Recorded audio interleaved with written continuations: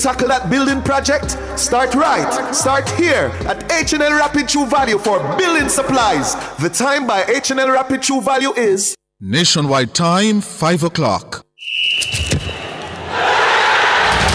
Learn about smart betting strategies with AnyBet. Bet wisely, enjoy responsibly, and maximize your success. The temperature by AnyBet is 31 degrees Celsius in Kingston, 30 out west in Montego Bay. From the Nationwide News Network, comprehensive, incisive, tough. This is Nationwide at 5. Good afternoon, I'm Ricardo Brooks. And I'm Robianne Williams. In Nationwide News at this hour, the PSOJ wants dedicated zones established across the island for the hosting of large-scale events. Jamaica is the Caribbean nation with the second highest visas overstay rate among business and pleasure visitors to the U.S. The government is ramping up efforts to diversify its energy portfolio. Over 100 police stations across the island have seen improvements to their facilities. The ECJ has invited several local and international bodies to observe the upcoming general election. In news from the rest of the world, the Trump administration fires all Democrats on Puerto Rico federal board. Israel allows private businesses to import goods into Gaza amid global criticism of a hunger crisis. In headline sports, jockey Shane Ellis going for his 8th Derby win. And later in our broadcast, in the cover story at 5:35, amid fresh allegations about his finances, Prime Minister Dr. Andrew Holness has pushed back against his critics. A part of the challenge that I face is that I represent a disruption, a real disruption for those persons who believe that they have an entitlement to Jamaica. You see, I don't have any Tapanaris in me. Are the criticisms valid or are they rooted in class and privilege? Political consultant Peter Wickham and Associate Professor of Political Science and Public Policy at Elon University, Dr. Damian Blake will join us. In Public Opinion at 6:26, we ask, what's your favorite festival song? Give us your comments by logging on to our Facebook page, Nationwide News Network, and by tweeting us at Nationwide News Network. That should be at Nationwide Radio, and message us on WhatsApp at 876-285-5693. You can also leave your comments on Instagram at Nationwide 90FM. In the nation's business at 6:40, the government has formally transferred 2 parcels of land in Albion St. James to the Rastafari community as part of its internal reparations program. Coral Gardens survivor Donald Reed and Secretary of the Rastafari Coral Gardens Benevolent Society, Pamela Williams, will join us. At 8, it's Prescription for Life with Dr. Andre McDonald. All these and more as we take you home on air on your mobile, Nationwide 90FM, Nationwide Radio, JM.com, and on the Nationwide app. It's available on the Google Play and the App Store. This Tuesday afternoon, it's Tuesday, August 5, 2025.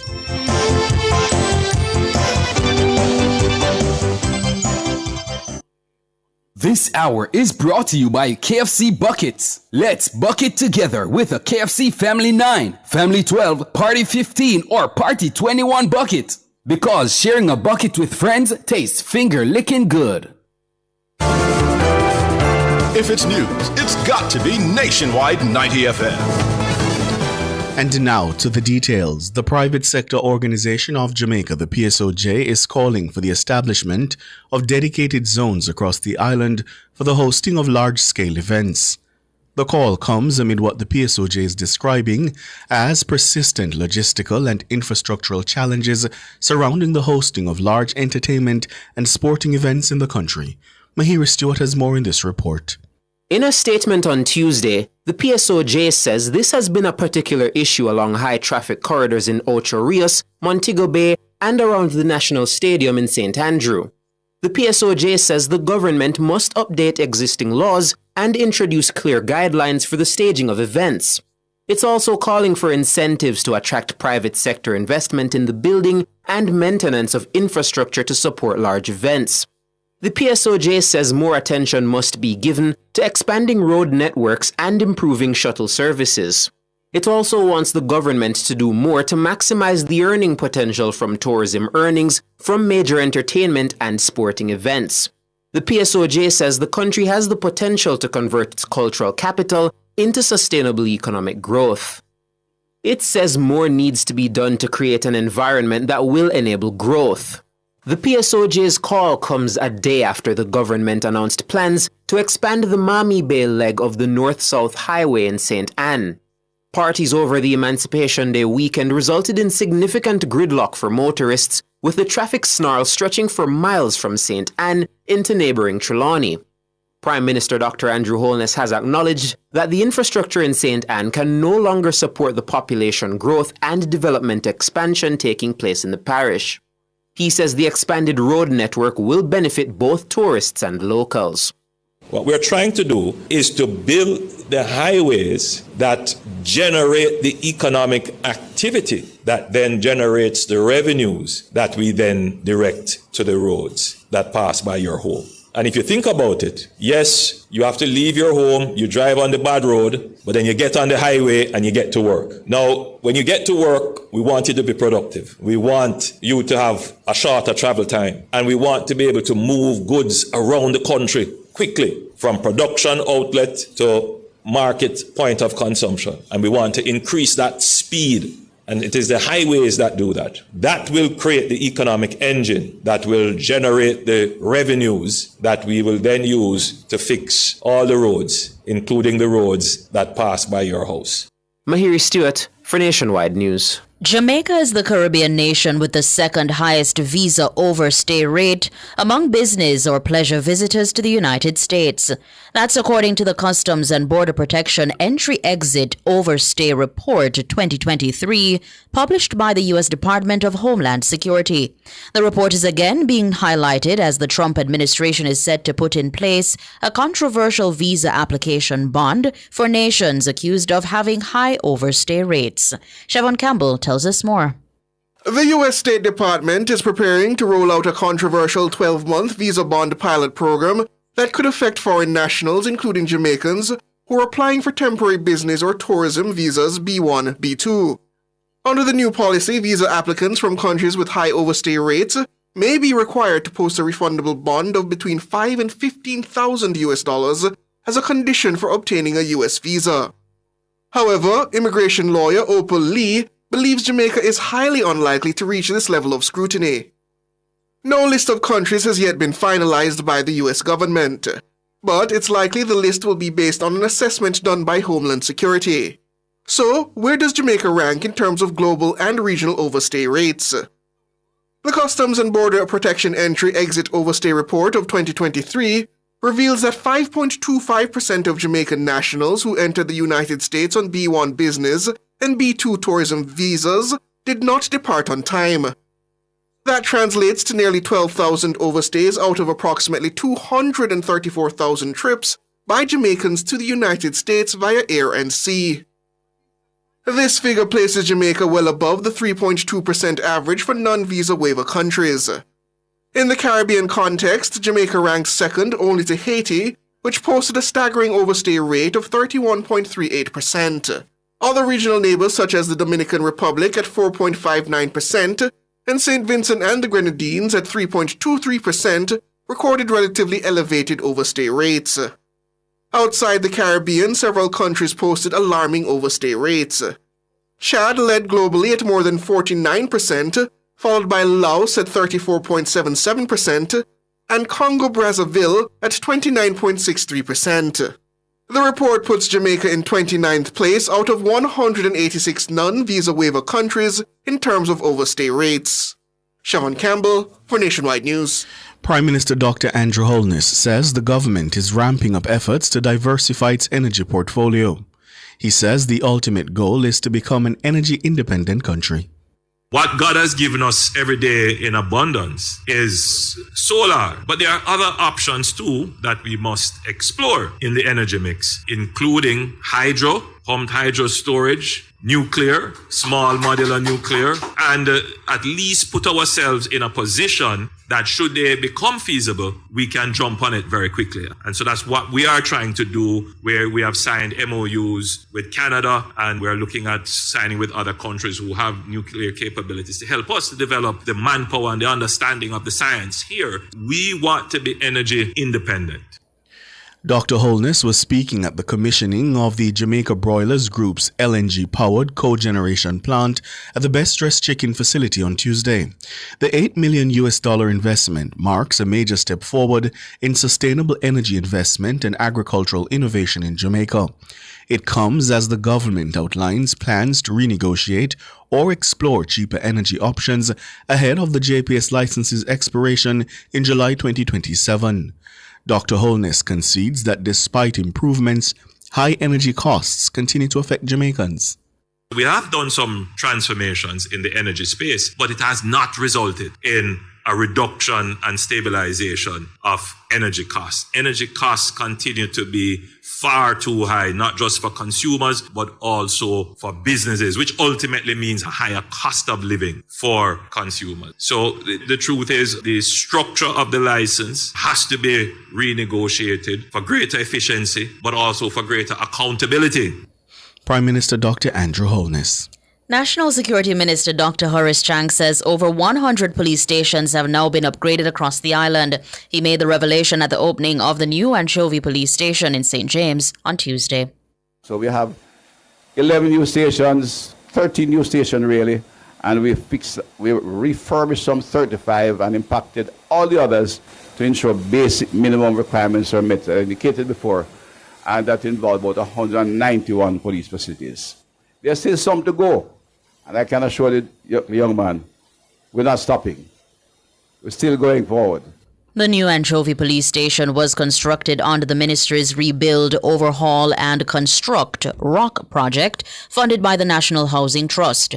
The construction on the $100 million facility began in March 2022. The station boasts living quarters, detention cells, a water harvesting system and other amenities. Commanding Officer for the St. James Police, Senior Superintendent Aaron Samuels, says the new Anchovy Police Station is better equipped to serve the needs of the community. We had a rat-bat-infested place. It was really below the old post office. The space was extremely small, so it limited the amount of police officers that we could have servicing the growing anchovy space. In terms of what existed, there was no room for any development. But this design is built with a community focus in mind. It's built focused around customer service so that when the customer comes in, they will feel that it is built around catering to their needs. Also, it's built noting the kind of welfare issues that police officers need in terms of bedding, in terms of bathroom facilities, entertainment. It has a meeting area where youth clubites and others can come. SSP Aaron Samuels, Commanding Officer for the St. James Police Division. Meanwhile, SSP Samuels says he does not anticipate a steep drop in the murder rate in St. James come next year. We have a 59% reduction in murders now, based on the fact we are coming from such a high figure. Now, based on what we project per month, we know that if we follow through, we are going to be seeing not a great percentage reduction, but the numbers, in terms of the historical numbers, compared to the history, it will be much lower than previous years. So let's say we are at 34% now. If next year we'll be aiming to be at around 25-20, which would not be a great reduction compared to last year. It might be at 25%, but the number will be much lower. So we'll see a continued reduction, but not steep decline, because we'll still have to factor in the domestic disputes and other aspects that may come up. But we will see a reduction based on the strategy that we will continue to use. Up to August 2, 34 murders had been recorded in the parish. This is a 59% drop from the 83 homicides recorded in the corresponding period last year. The Kingston Central Police say nothing was taken by would-be robbers who broke Heroes Circle in Kingston. The break-in reportedly happened between Monday night and early Tuesday morning. This incident comes just 2 weeks after a similar break-in at a Western Union in Above Rocks, St. Andrew. Robbers reportedly made off with over $5 million.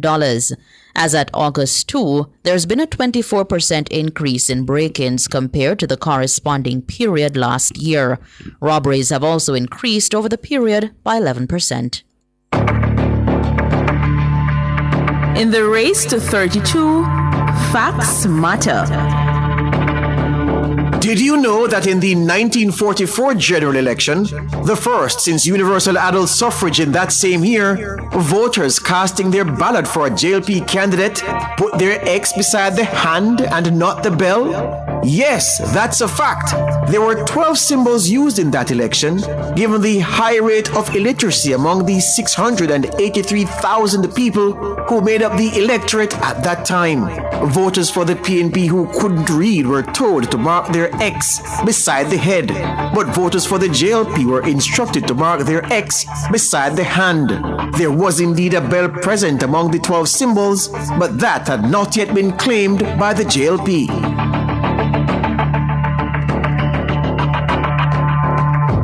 This nationwide Did You Know fact is part of our coverage for the race to 32 as we preview the next general election. You're listening to the news on Nationwide at 5. We'll have more after these.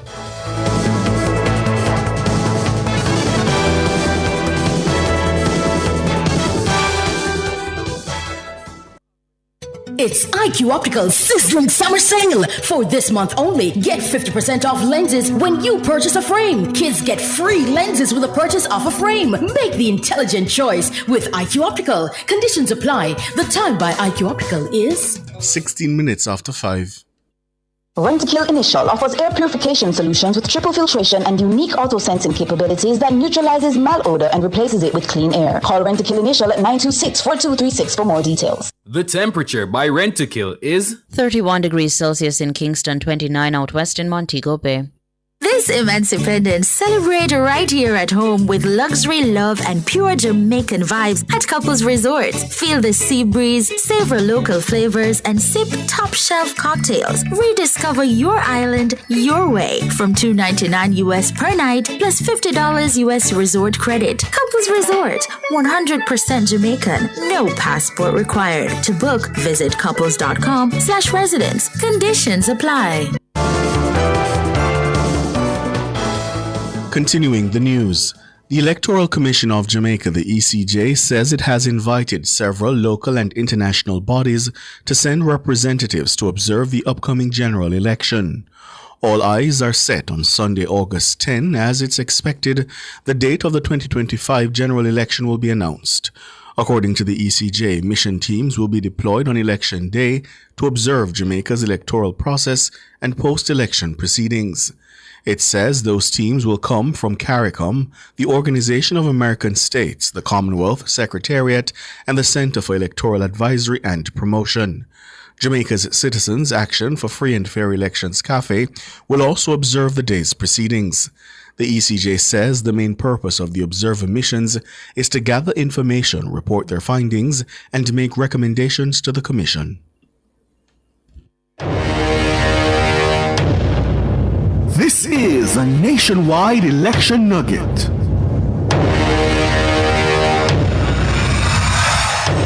The 1980 general election set the highest ever voter turnout in the country's history. In that year, 860,746 persons voted in the election. That's from a list of 990,417 registered voters. 86.9% of that number voted, with 502,115 casting a ballot for the JLP candidates and 350,064 voting for PNP candidates. 8,040 of the overall ballots cast were rejected, while independent candidates attracted a meager 527 votes among them. The JLP won 51 seats in the House of Representatives to the PNP's 9. That was a nationwide election nugget. World in a Minute is brought to you by ABC Electrical Sales. We make things as easy as ABC. Hose assembly and supply, equipping Jamaica for success. And Charles O'Connor Consulting Network, COCN, driven by international accounting standards, modern technology, and integrity. The World in a Minute. The Trump administration has fired 5 out of 7 members on Puerto Rico's Federal Control Board, which oversees the U.S. territory's finances. The 5 dismissed are all Democrats. The move has sparked concern about the future of the island's fragile economy. A White House official said on Tuesday that the board was run inefficiently and ineffectively by its governing members for far too long. According to the official, the time came to restore common sense leadership. The board's two remaining members are Republicans. Puerto Rico's federal board was created in 2016 under the Obama administration, a year after the U.S. territory's government declared it was unable to pay more than $70 billion in public debt. The government later filed for the biggest municipal bankruptcy in U.S. history. The Israeli military agency says it will allow some private businesses to restart importing goods into Gaza. The move comes amid a tight Israeli blockade that has left Gaza's 2.4 million people on the verge of famine. On Tuesday, the agency, which regulates the flow of aid, said that it was allowing private businessmen to deliver goods into Gaza. Israel has faced growing international condemnation over conditions in Gaza, where thousands of people are being starved. Many aid agencies and countries, including some of Israel's traditional allies, blame Israeli policies for the hunger crisis. In recent weeks, Israeli officials have implemented other measures, such as a pause on fighting in some areas of Gaza, to address the matter. World in a Minute was brought to you by ABC Electrical Sales. We make things as easy as ABC. Hose assembly and supply, equipping Jamaica for success. And Charles O'Connor Consulting Network, COCN, driven by international accounting standards, modern technology, and integrity.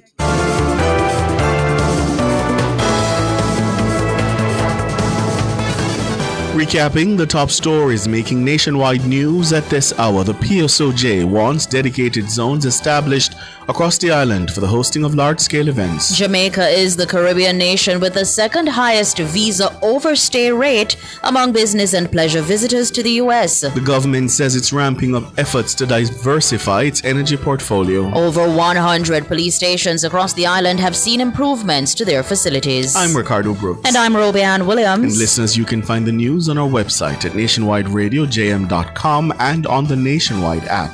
It's available on the Google Play and the App Store. News next. The headlines at 6.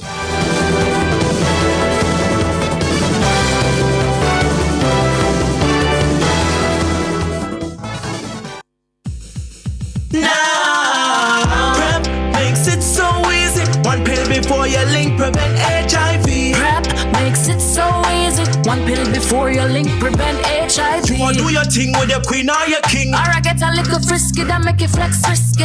PrEP, I extra bucketed. To help you stay HIV negative. PrEP makes it so easy. One pill before you link prevent HIV. PrEP tablets available at your clinic from the Ministry of Health and Wellness. KFC this summer, we are bucking together. Well, I vibe with your crew, yeah, we are stay true, the taste is so good. KFC, bucket on the ends with the real one. My island, we are world champion. All of we connect with the KFC. Shamrock celebrate with we. KFC, we are bucking together. Let's bucket together with KFC. Enjoy a Family 9, Family 12, Party 15, or Party 21 bucket, because sharing a bucket with friends tastes finger-licking good. KFC. This Immense Independence celebrate right here at home with luxury, love, and pure Jamaican vibes at Couples Resort. Feel the sea breeze, savor local flavors, and sip top-shelf cocktails. Rediscover your island your way from $2.99 US per night plus $50 US resort credit. Couples Resort, 100% Jamaican, no passport required. To book, visit couples.com/residence. Conditions apply. Sports at 5 is brought to you by Total Tools. Total Tools, every tool, every trade. Good afternoon, with your sports report. I am Alex Swaby. We start with football, as a veteran local coach Andre Price explains that it's just the nature of the business side of football, while English Premier League outfit West Ham opted not to renew the contract of reggae boy Mikel Antonio. Graham Potter, head coach of West Ham, in a recent interview was asked about Antonio's future at the club, to which Potter was quoted as saying, "No, he's not going to play for West Ham. That's basically the point." Price believes Antonio's age may have been a factor in Potter's decision. Unfortunate situation, having just come off the injury and trying to work his way back to fitness. but I am of the opinion that the coach believes that he's possibly excess players that he has right now. So they are forced in the Premier League. And at 35, he's the other side of his career. So it's unfortunate, but sometimes you have to know when to say when, and it's an occupational hazard. The 35-year-old striker was involved in a horrific car crash back in December 2024, which left him nursing multiple broken bones to his leg. Antonio has featured in 323 games for West Ham, scoring a total of 68 goals, which sees him being the club's leading goal scorer. Price says Antonio still has playing days left in his legs. It will be in his best interest now to find another team. And I believe that there are teams out there in the Premier League and the Championship who would love to have an experienced player such as Mikel Antonio who can assist them. Maybe he could sign a 2-year contract with one of those clubs so that he can prolong his career. Andrew Price.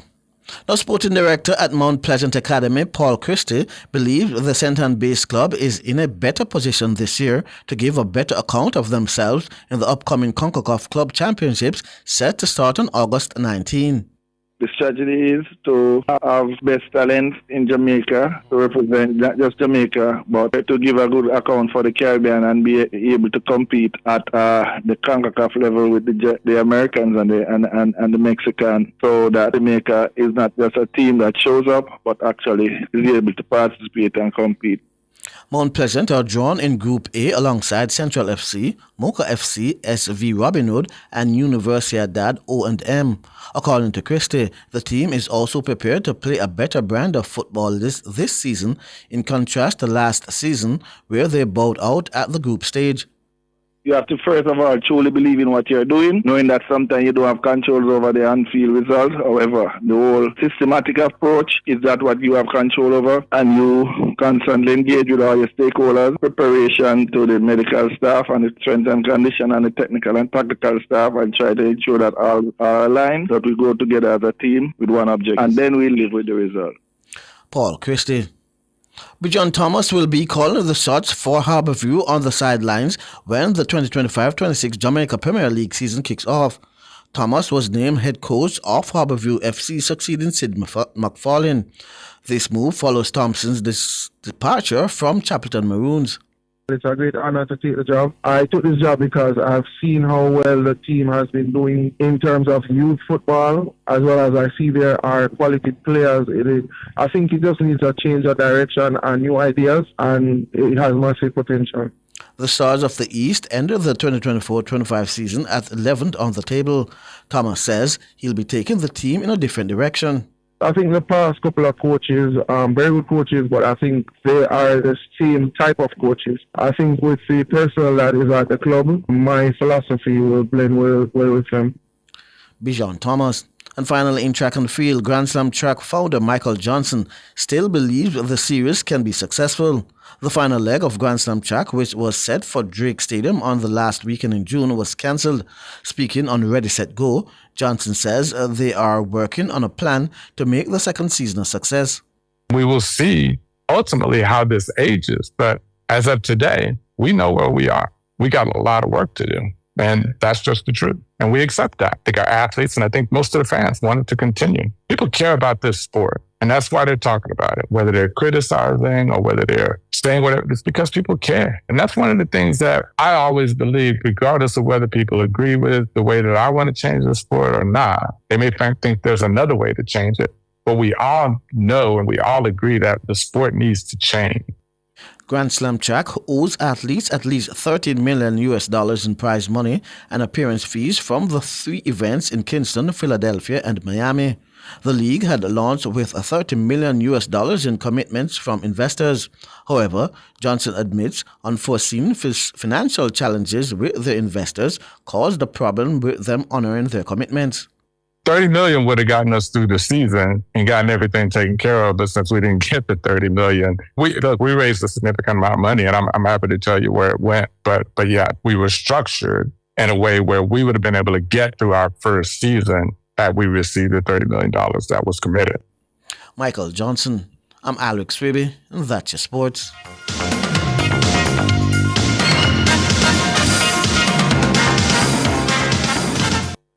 Sports at 5 was brought to you by Total Tools. Total Tools, every tool, every trade.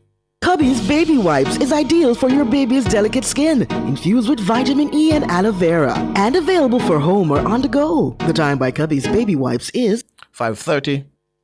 Bosco Bell St. Mary is your newest gateway to Miami. Daily flights are available for your convenience. The temperature brought to you by the Airport Authority of Jamaica is 31 degrees Celsius in City Kingston and 29 in Montego Bay. GPS. Keep it cool, keep it cool. Summertime hot, but we have all the tools. Keep it cool, keep it cool. No ways to see it, you just have to choose. Stay out of the fridge, just use a igloo. Remember your Kisco ice and the juice. The fan AC combo, yeah, I hit that. AC feel a bit enough and after that. Keep it cool, keep it cool. This summer JPS have all the tools. Keep you cool with JPS. Download the JPS app today. A plus for back to school? Yep, you can score that. Just grab an A plus back to school loan from Access Financial. Why? Reduced interest rates, duh. Plus, you could win your loan interest free. That's right. Apply for an A plus back to school loan and you could be entered to win your loan interest free in the Lucky Loans promotion. From school fees to footwear, uniforms to book lists, we've got you covered. For back to school, the only thing you need is a reduced rate loan from Access Financial's A plus back to school promotion. Conditions apply. KFC this summer, we are booking together. All I vibe with your crew, yeah, we are stay true, the taste is so good. KFC, bucket on the ends with the real one. My island, we are world champion. All we connect with the KFC. Jamrock celebrate with we. KFC, we are booking together. Let's bucket together with KFC. Enjoy a Family 9, Family 12, Party 15, or Party 21 bucket because sharing a bucket with friends tastes finger licking good. KFC. The wait is over. Spark is coming to you. Across Jamaica, we'll be fixing 10 roads per constituency. Over 100 roads will be fixed by September and 630 roads overall. This is real action, real improvement, real results. Every Jamaican deserves safer, stronger roads. Spark, the next chapter in Jamaica's infrastructure development.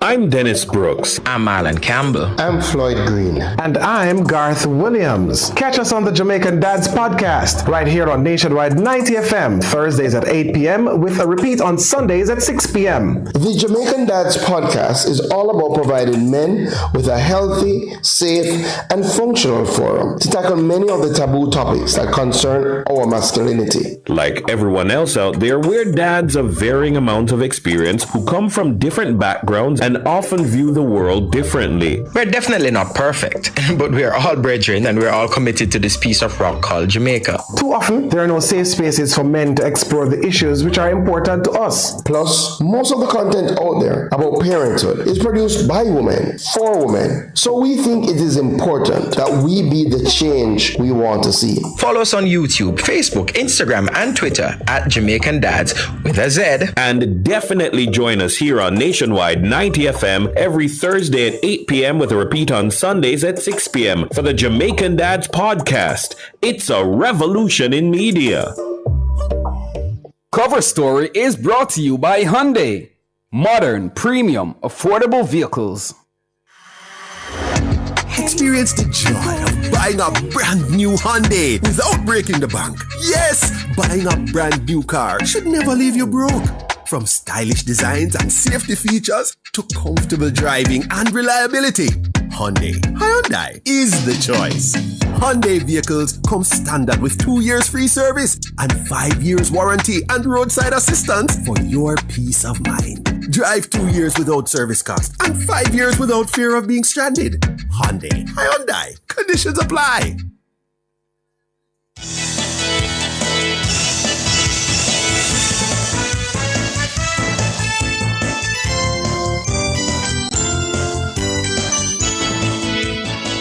Good afternoon to you. Thank you so much for joining us here on Nationwide at 5. My name is Ricardo Brooks. And I'm Siobhan Campbell. Prime Minister Dr. Andrew Holness has sought to make clear that he has worked honestly for all he has. The comment was a veiled response to fresh claims over the weekend about his financial affairs contained in a detailed affidavit circulated widely online. I have never been given anything free. I've had to work for anything that I've had. I have said it before and I will say it again. I don't know what a gold spoon looks like. It has never been in my mouth. I have no inheritance or any endowment or any trust fund anywhere. Whatever I have worked hard and honestly for it. I have never gained wealth by exploiting the people. No. My ethic is by the sweat of my brow, I shall eat bread. And that is the ethic of the Jamaica Labour Party. We work for what we have. That's Prime Minister Andrew Holness. He was speaking in East Rural St. Andrew on Sunday. Well, Dr. Holness's finances have been one of the central talking points of the opposition PNP for several months following the non-certification of his statutory declarations. Opposition leader Mark Golding says the Prime Minister's legal challenge against the Interior Commission will affect the governing GLP's chances of being elected to a third term in office. It has now come out that the Prime Minister has even more legal problems. From the report reached Parliament last year, September I think it was, I said publicly the Prime Minister should take away himself. You cannot be running the country and be in charge of government with a cloud of this nature hanging over your head. That's opposition leader Mark Golding. He was addressing comrades in St. Mary on the weekend. Now, there are those who have suggested that the criticisms being leveled against the Prime Minister are classist in nature. And if Bugs, if you could just go in teaser 2 for me, in the 5 o'clock, the teaser, the audio clip there in teaser 2, just play it for me, please, what the Prime Minister said. A part of the challenge that I face is that I represent a disruption. A real disruption for those persons who believe that they have an entitlement to Jamaica. You see, I don't have any Topanaris in me. The Prime Minister there suggesting that part of the problem is that he is not of a particular class. Joining us now to discuss, Director of Caribbean Development Research Services and political consultant Peter Wickham and Associate Professor of Political Science and Public Policy at Elon University, Dr. Damian Blake. Gentlemen, good afternoon. Good afternoon. Good afternoon. Good afternoon. Good to be with you. Thank you so much for joining us. Peter Wickham, what do you make of this controversy? Classism or legitimate criticism? Well, I would say it's a legitimate defense. In the reality of Caribbean politics, class and race are usually two ways that one can diffuse a criticism. And often when I see a politician resorting to class and race, my sense is that the criticism is couched in some level of believability, and it's a reasonable defense. It's a defense that over the years has proved to be quite useful to politicians because we understand the reality of race in Jamaica, certainly, and class, most definitely, yeah. Dr. Blake? Yes, I'm here. Yeah, how do you see it? Do you agree?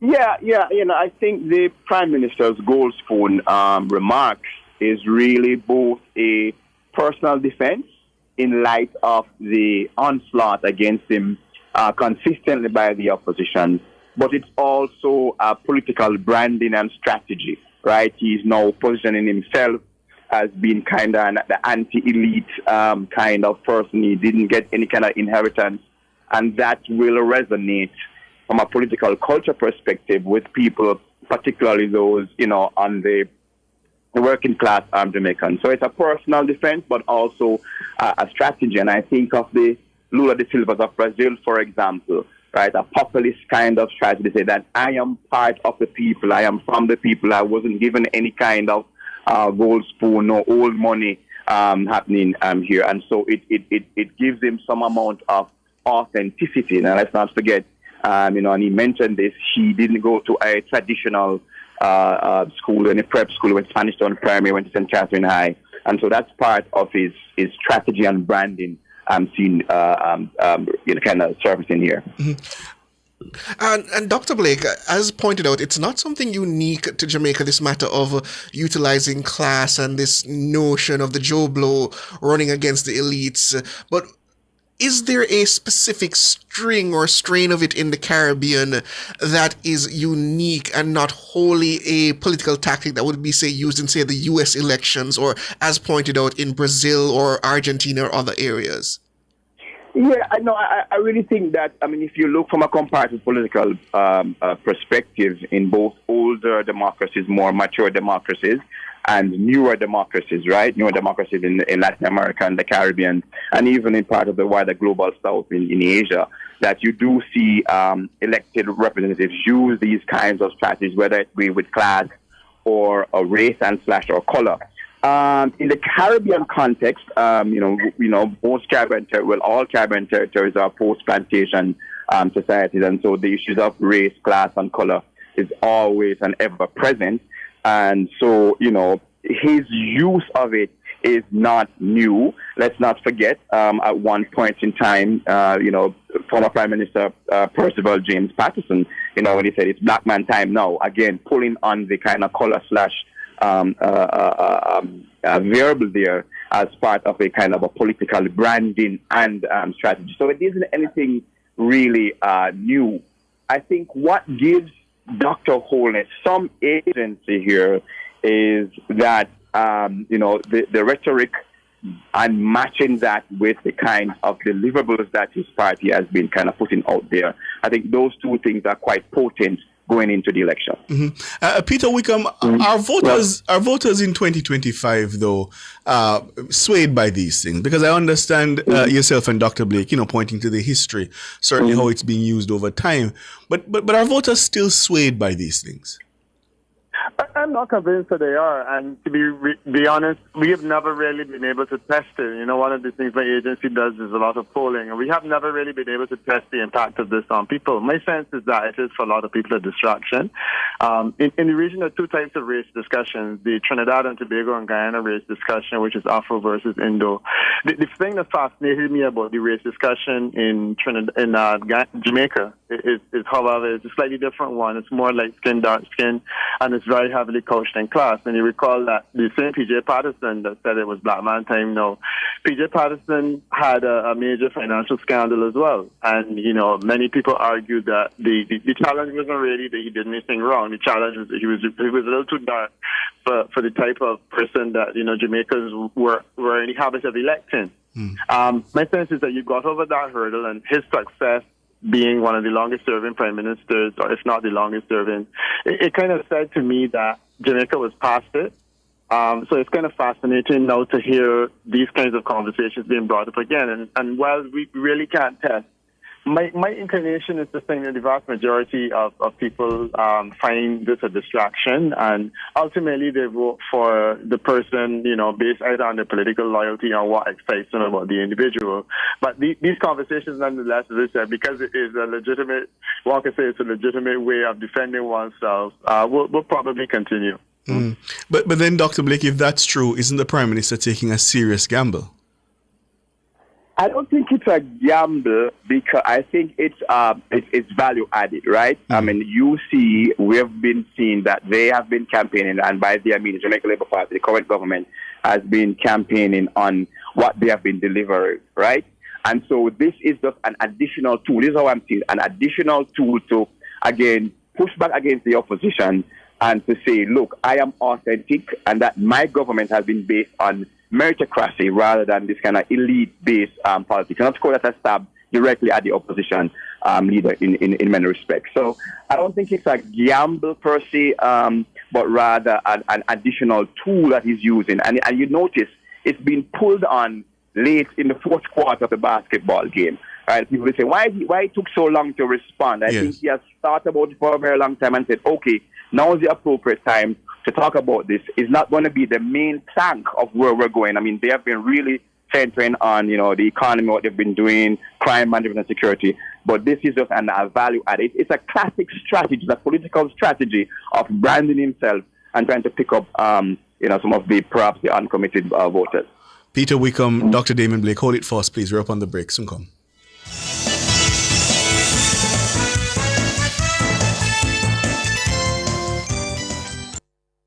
your barrels and personal shipments with ease and convenience. Request a customs contactless clearance today through CCP at jca.gov.jm.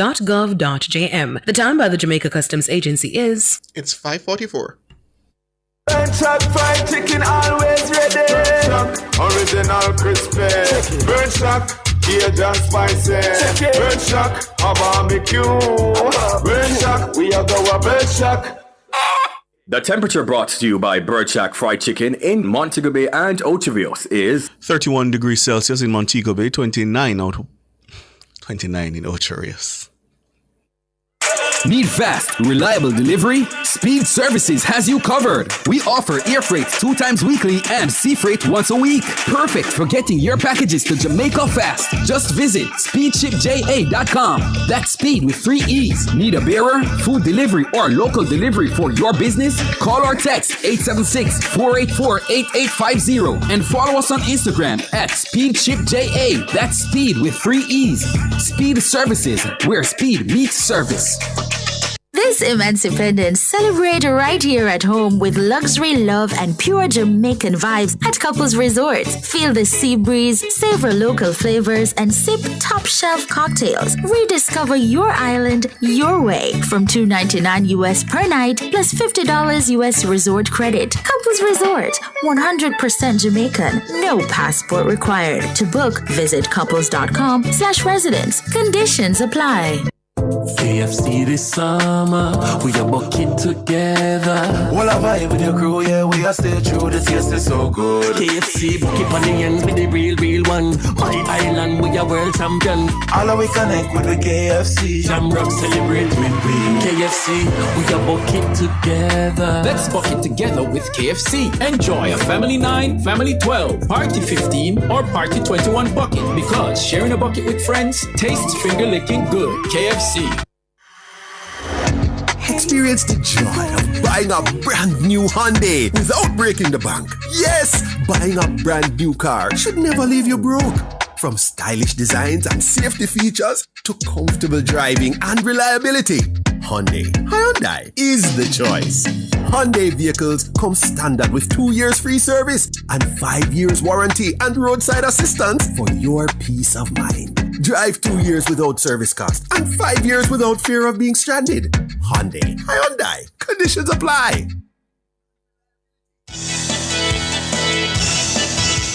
Thank you so much for staying with us here on Nationwide at 5. I'm Ricardo Brooks. And I'm Siobhan Campbell. And we're talking race and class and privilege in Caribbean politics with Peter Wickham, Director of Caribbean Development Research Services. He's also a political consultant and Associate Professor of Political Science and Public Policy at Elon University. Dr. Damien Blake, in pushing back against criticism about his finances, the Prime Minister has declared that he wasn't born with a gold spoon and he has no Tuppernaris in him. Peter Wickham, you both yourself and Dr. Blake spoke to PJ Patterson and his use of Black Man Time now. But I'd like to go a little further back because, of course, you know that in the era of Michael Manley, Edward Seaga, there was My Leader Barnia as a rallying cry. And I wonder what you make of the JLP now being the party to say, we are not elitist after, for so long, being accused of being elitist and aloof. Yeah, I mean, it's irony, if nothing else. And, you know, that has always been, one could argue that's always been the thing that has dogged that party, and it's an interesting thing that has been reversed. The other thing I always like about Prime Minister Holness is that he never came from a Garrison constituency, and he was, I guess, not very traditional in the sense that he was, if I remember correctly, one of the first leaders that you had that was not from a Garrison constituency, and I think that helped his image a lot. This, however, is, you know, these constant references appear to be having an impact, and, you know, as I said, I think the defense is very much wrapped up in that reality. But it is interesting that so many years later, the JLP is able to push back in this way. I do think, though, that the interesting thing about the Manley versus Seaga reality is that they were both light-skinned Jamaicans. Whether born in Jamaica or outside, the reality is that they were both light-skinned Jamaicans, and in many ways, it was like a fight between two people who didn't look at the vast majority of people in Jamaica. I think that this is different in that way, however, and I would want to separate them. Yeah. And Dr. Damian Blake, I want to talk about how wealth and this matter of exclusion plays into it, because many observe this reality to suggest there are two Jamaicas, the separate rules for the wealthy, well-to-do, and the rule for the rest of the Jamaican populace. And here's the Prime Minister tapping into this, so to speak, suggesting that he's disrupting a system where a certain group of entitled are trying to push back against this average Jamaican who has tried to work to gain his wealth and to gain his position rather than gaining it from privilege. Don't you think that in some way resonates with a lot of Jamaicans, that it pulls on a certain heartstring? Yes, it certainly does. I think it's a very good, to use a cricket analogy, a good shot, right? A good cover drive by the Prime Minister here, by, again, as I said earlier, pulling on this idea of a merit-based system of politics rather than entitlement politics. And, it goes to the cornerstones of democracy, right? Democracies ought to be, at least in theory and one hope in practice, to be based on merit. That if I work hard enough, if I go by the rules, play by the rules, then I can make my way through society. And so, his message, this kind of anti-entitlement politics, anti-privilege politics, again, within the context of a Jamaican society, such a Caribbean society and framework, where these are built on the whole notion of inheritance, built on the whole notions of entitlement, on whole wealth, class, and color. So I think it really is a master shot on his side. And just to pick up on the question you asked earlier, that in many ways we're seeing the JLP kind of transform before our very eyes. They have, I think, in my view, have borrowed some of the social ways in which the PNP has operated. And I think, Dr. Owens and the JLP has been mixing and kind of pulling some of the best, you would say, of the People's National Party of old. And they are using that kind of a strategy on the campaign and the way in which they govern. So the JLP looks, in terms of some of its outlook, it looks like a kind of democratic socialist party in some ways. What do you think? And what do you think that means then for the future of the politics? I think, we are way past the Cold War era where you have this kind of balkanized politics, right? I think most political parties, particularly Latin America and the Caribbean, they are left of center parties, right? And so the JLP has certainly have moved in that direction. I see, where the Prime Minister has been kind of rebranding and transforming the party before our very eyes. And so the days of the Edward Tiagas kind of JLP, that kind of JLP party, I don't think exists anymore. It's a more transformative party. It's a more merit-based kind of party. It's a party that doesn't only rely on capitalist elite, but a kind of social-oriented kind of party as well. Mm-hmm. Very interesting to observe the evolution of the party. And so I think they are where they are now. It's where the PNP was in its heyday. Yeah. Peter Wickham, there's some who say that this kind of populist push and the kind of transformation that Dr. Blake speaks of is really just part of Holness's PR to escape or avoid accountability. What do you make of that criticism? No, I think it goes beyond that. And I agree certainly with Dr. Blake about the socialist thing, but let's think about it. The Jamaica Labour Party was always supposed to be socialist as a Labour Party. It should, in theory, have always been the more socialist party. The reality, however, was slightly different in that it appealed to a slightly more right-of-center, right-of-center kind of philosophy. But this is where it should always have been. I think in terms of Prime Minister Holness, it's more the cool factor. He was young. Cool. You said the cool factor. The cool factor, yeah. Oh. I think that to me has always been the more outstanding thing. There was a cool factor because he came in at a point in time when we were having a conversation between the old PNP and the old JLP, and characters in both political parties that were relatively old. I think when he came to the scene, he brought a level of youth. As I said, he didn't come from a Garrison constituency. And I think he introduced a coolness. He was the most social media savvy prime minister that you had at that time. And I think, in a sense, he has occupied a space that was vacant. And the problem, however, now is that I think that has kind of run its course. The PNP has responded in identifying a person that is of similar vintage and that in many ways can match that whole cool factor. And I do think that the conversation has moved to a different place now, and the JLP is under real pressure, which is not to say that the experiment was a good one, in terms of policy, certainly in terms of rebranding the party and repositioning it. So I don't think it's just a question of him using rhetoric. I think that there's a real sense in which he understood his role when he took over the party was to change the image and to move it in a different direction. And I think it was largely successful. Perhaps COVID threw him for a spin in terms of the ability to actually execute policy, but the performance in the last election demonstrated that, he was going places that the JLP had not gone before. And I think this is real. I don't think this is just a question of him using language that he believes will excite people. But as I said, the reality, however, is that he is under real pressure, and I think that it is perhaps an experiment that went well, has run its course, and the election may very well be decided on other things. I genuinely do not think Jamaicans are particularly bothered by what appears to be unanswered questions in terms of his finances.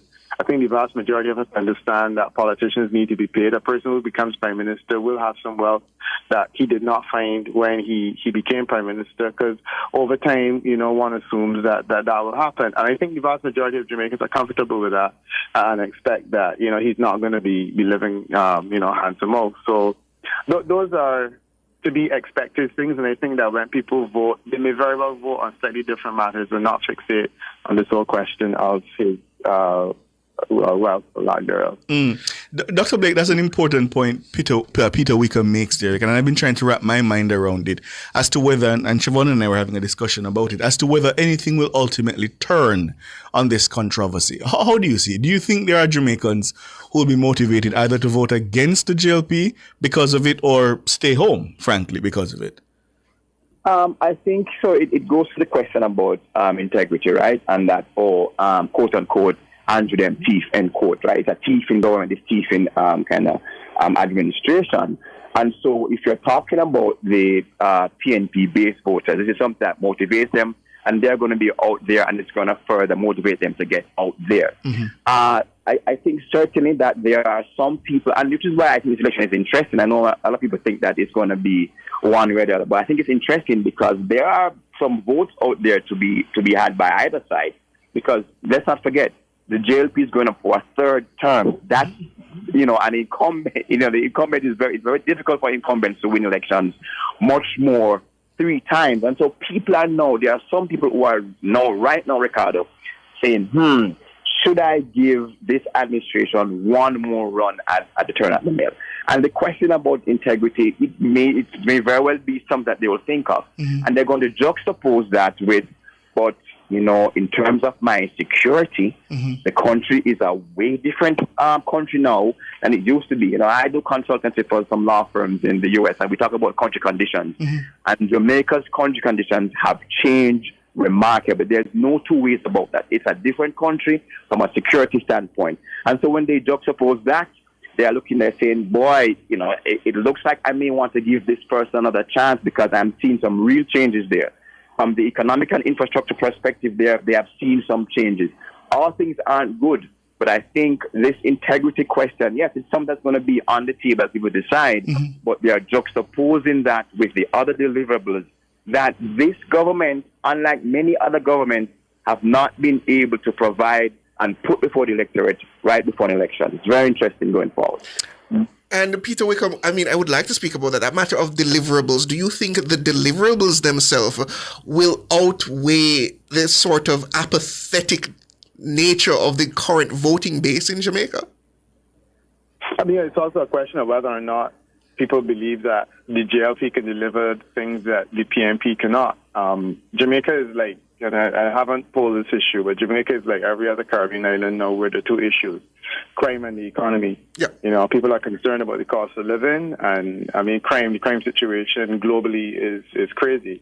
Jamaicans will vote on the basis not only of concern about those issues, but there is no assumption that they will vote with the government simply because they're concerned about crime. The fact is that crime has been high under both administrations, and, you know, they've had economic challenges under both administrations, and we've seen changes of government, like in Trinidad and Tobago recently, where people are concerned about crime. We have seen very successful by-election in Barbados, where the Motley administration won by record numbers. Again, even though people are concerned about crime and the cost of living. So I think there's really there cannot be an assumption that because the issues are problematic, that people will change. I do not think that people can be easily convinced that the PNP can deliver a lower cost of living.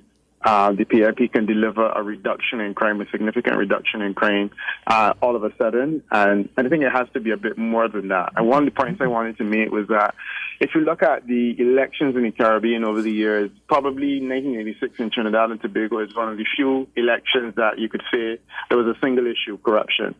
That the PNP had been in office for so long and stolen so much money that people just said, look, we have to vote them out. And they elected the National Alliance for Reconstruction. The rest is history. There's not been a lot of elections like that in the Caribbean. So you've had elections like in places like Antigua where corruption has been a factor, but not to the point where people are saying, I'll ignore everything else. So the question is, can the PNP present a crime plan? Can the PNP present an economic plan? Can the PNP Prime Minister, the leader of the opposition, can he be as upstanding and able to deliver on those fundamentals in a way that the JLP does not appear to be able to do because it's a spent force? I think that type of analysis, it will come down to that in an election. Perhaps people have already decided that, you know, it really doesn't matter, that they will give the other guys a chance. But I think that it is going to be more a question of how people wrap their minds around this whole reality. The deliverables point you made is a very valid one. But the question of the ability of the alternative person to deliver, whether people actually believe they can, is going to be a critical factor. And I don't think it will turn on the level of the class orientation of either leader, quite frankly. I think it is a question of the bread and butter and the nitty-gritty and those deliverables. Peter Wickham, Dr. Damien Blake, we're out of time. Thank you so much for your time. Really appreciate it. And as I listen to both gentlemen, I'm reminded of what Kellyanne Conway, a former counselor to Donald Trump, said. She said people care more about what affects them rather than what offends them. The headlines are next. Thank you, gents. Appreciate it.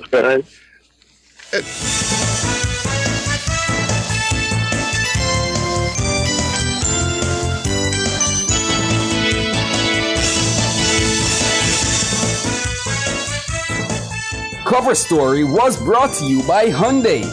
Modern, premium, affordable vehicles.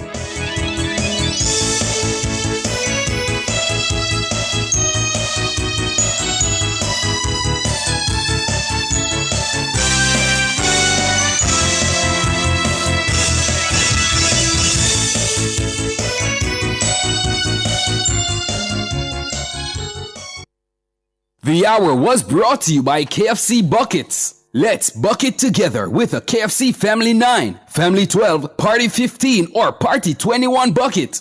Because sharing a bucket with friends tastes finger-licking good. The time brought to you by Guardian Life. Live secure, live easy is 3 minutes after 6.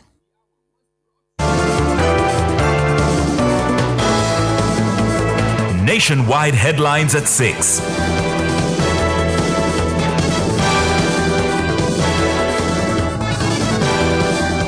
Good evening with the headlines at 6. I'm Shalois Michael.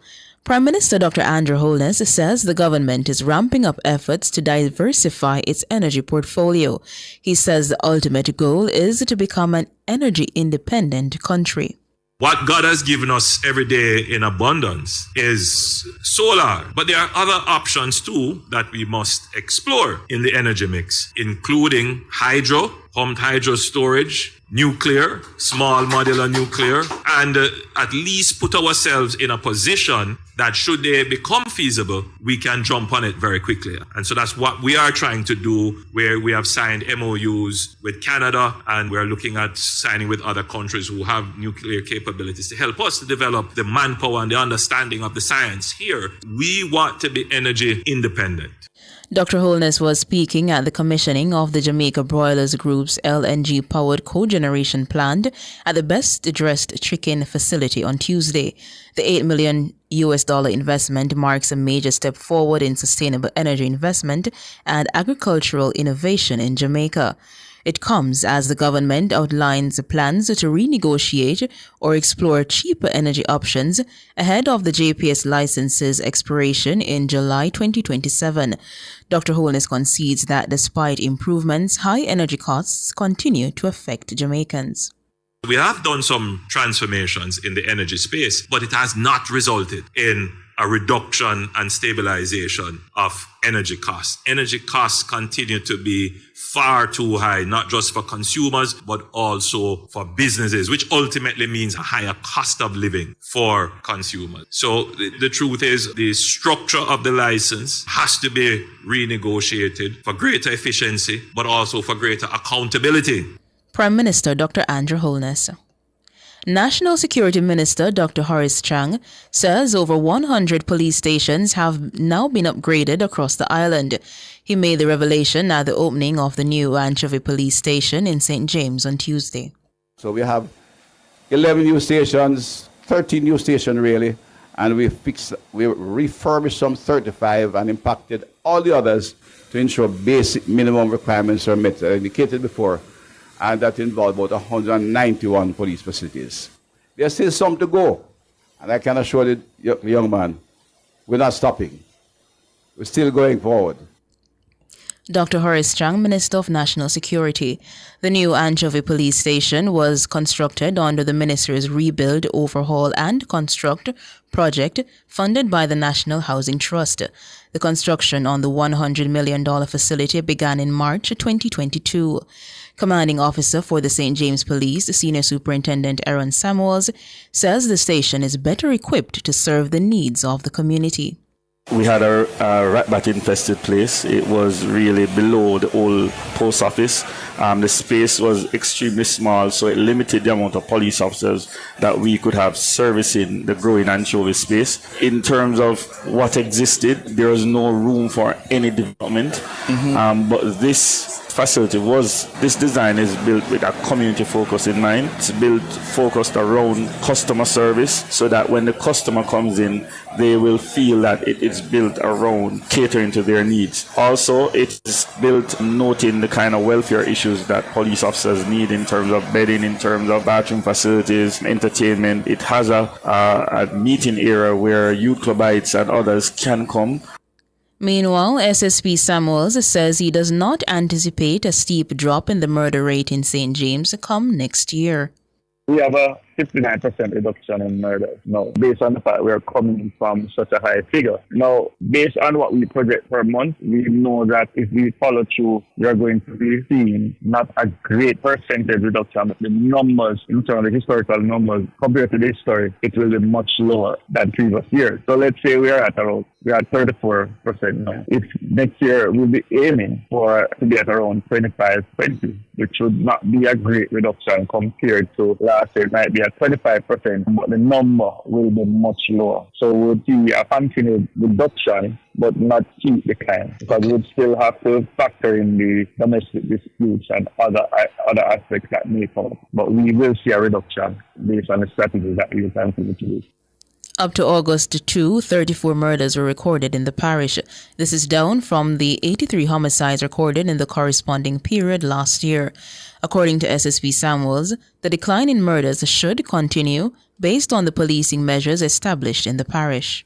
The strategies that we put in place, they are ones that will continue to allow us to see results in terms of how we organize ourselves from the management level to the actual operations on the ground. We are targeting the actual drivers of crime. Gangs, we have done a lot to break down the gangs, and we are working with the communities. And I think that is where we have a great amount of success, where the public is seeing what we are doing, they are appreciating what we are doing, and at the same time we are allowing the economics of policing to also play out. So for example, we have some simple rules in Flanker. One event at a time. We must know players in terms of that event, and also that event must end at a particular time. And the most important rule of all is that as long as a shot is fired, everything ends. SSP Aaron Samuels, commanding officer for the St. James Police Division. Those were the headlines at 6. I'm Shaloy Smikle. Sports is next.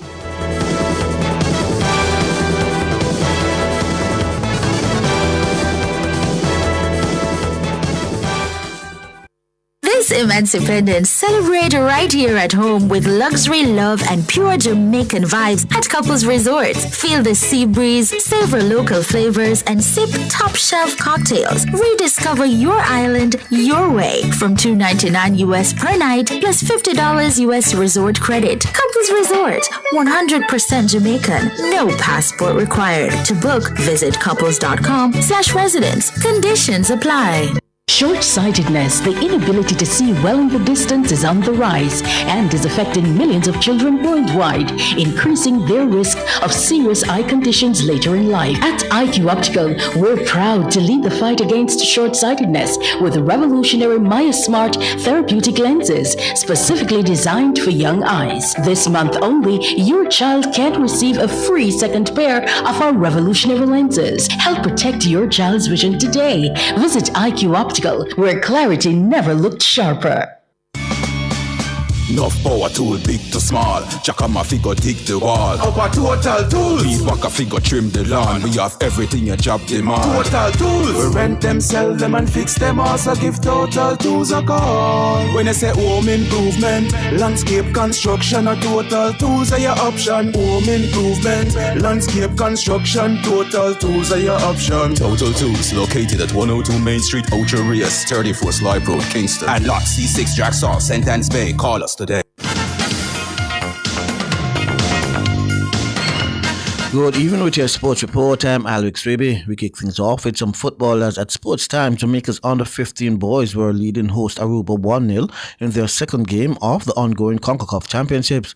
The young Reggae Boys, who won their first fixture 2-0 against Belize, got their opening goal in the 25th minute through a strike from Carlando Morris of Cornwall College.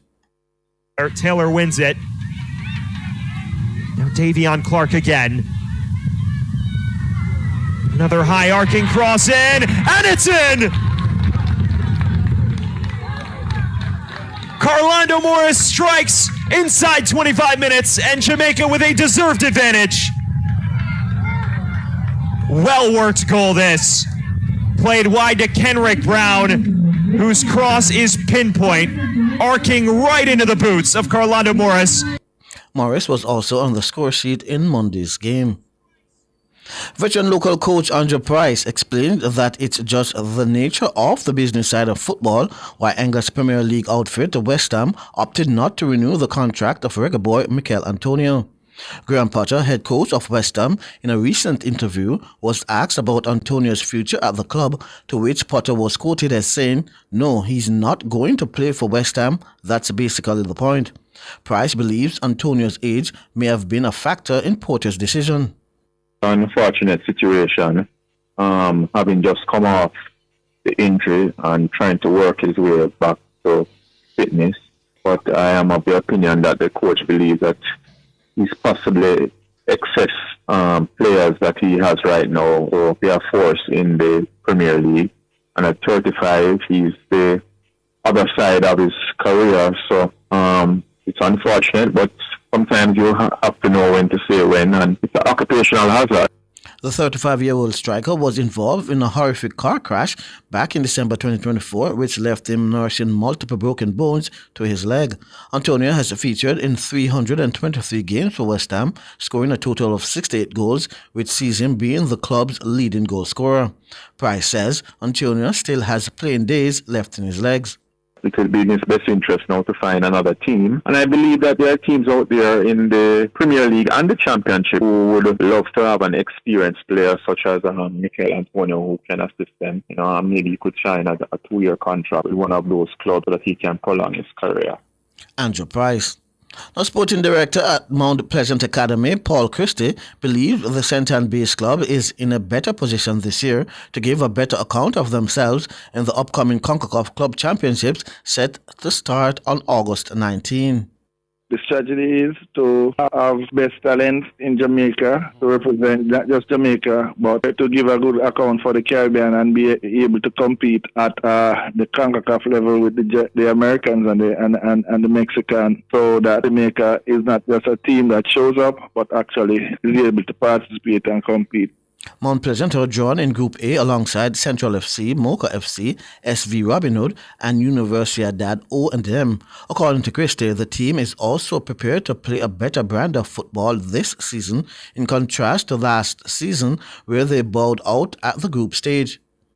You have to first of all truly believe in what you're doing, knowing that sometimes you don't have control over the on-field results. However, the whole systematic approach is that what you have control over, and you constantly engage with all your stakeholders, preparation to the medical staff and the strength and condition and the technical and tactical staff, and try to ensure that all are aligned, that we go together as a team with one objective, and then we live with the result. Paul Christie. Obijan Thomas will be calling the shots for Harbourview on the sidelines when the 2025-26 Jamaica Premier League season kicks off. Thompson was named head coach of Harbourview FC, succeeding Sidney McFarlane. This move follows Thompson's departure from Chapelton Maroons.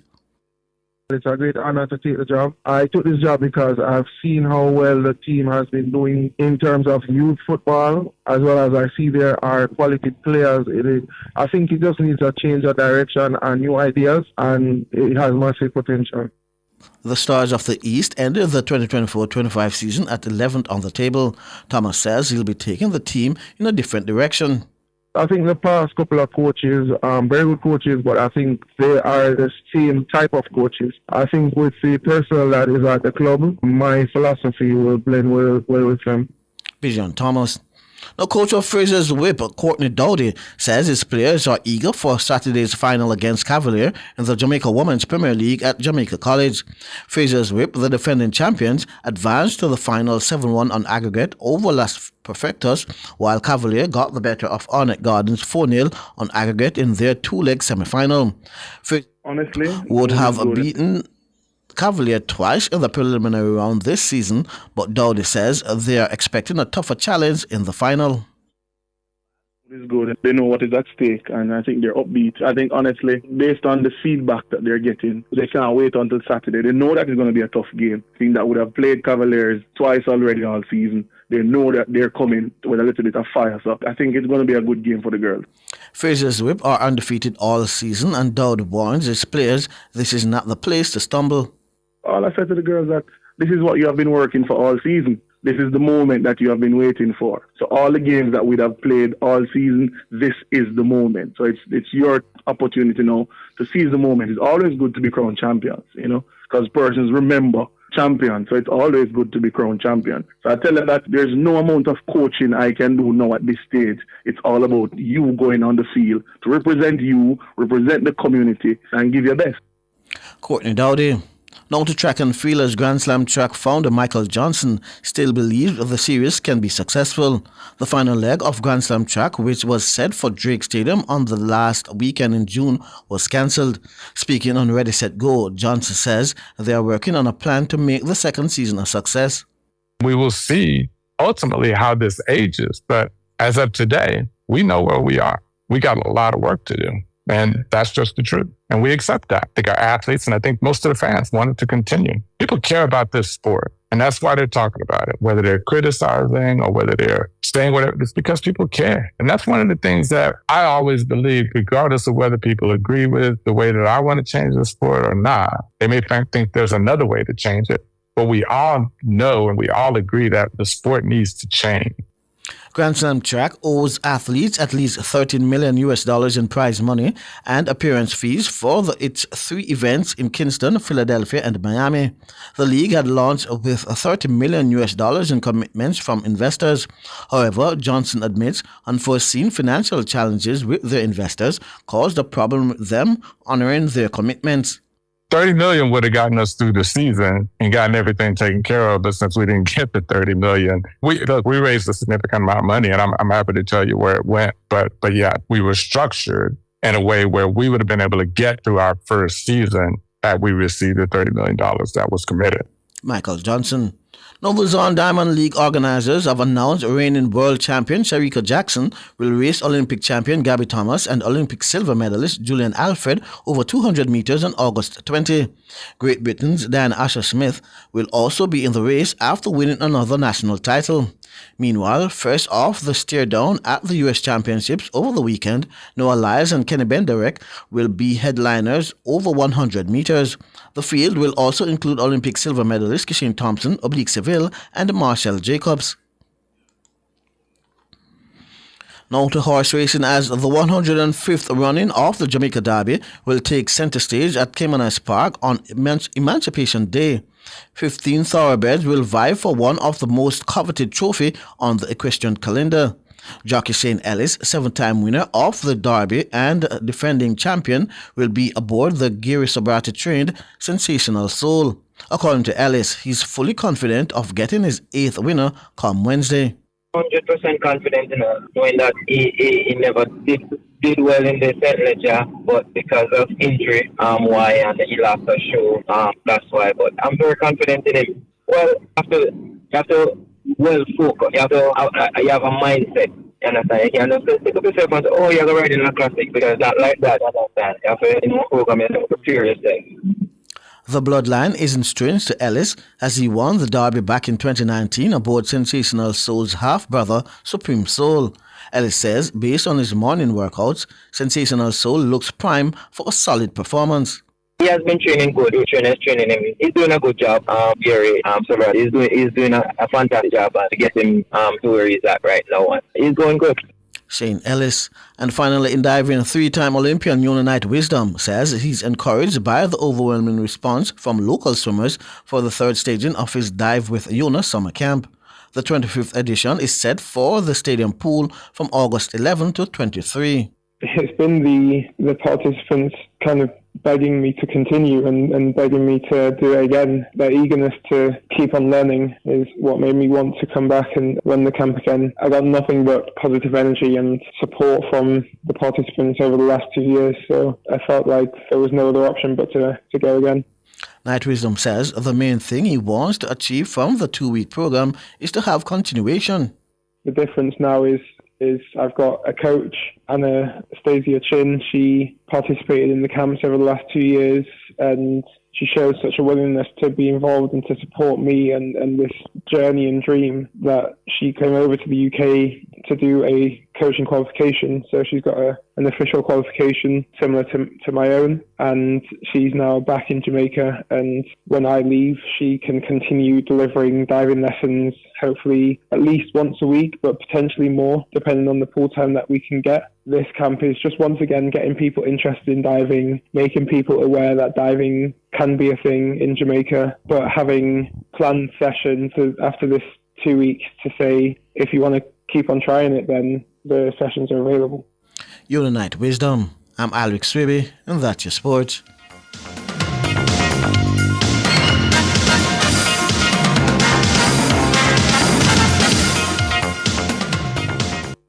For all your scales and food processing equipment, call Advanced Scales and Equipment Limited at 876-968-9612-5. The time by Advanced Scales and Equipment Limited is 6:23.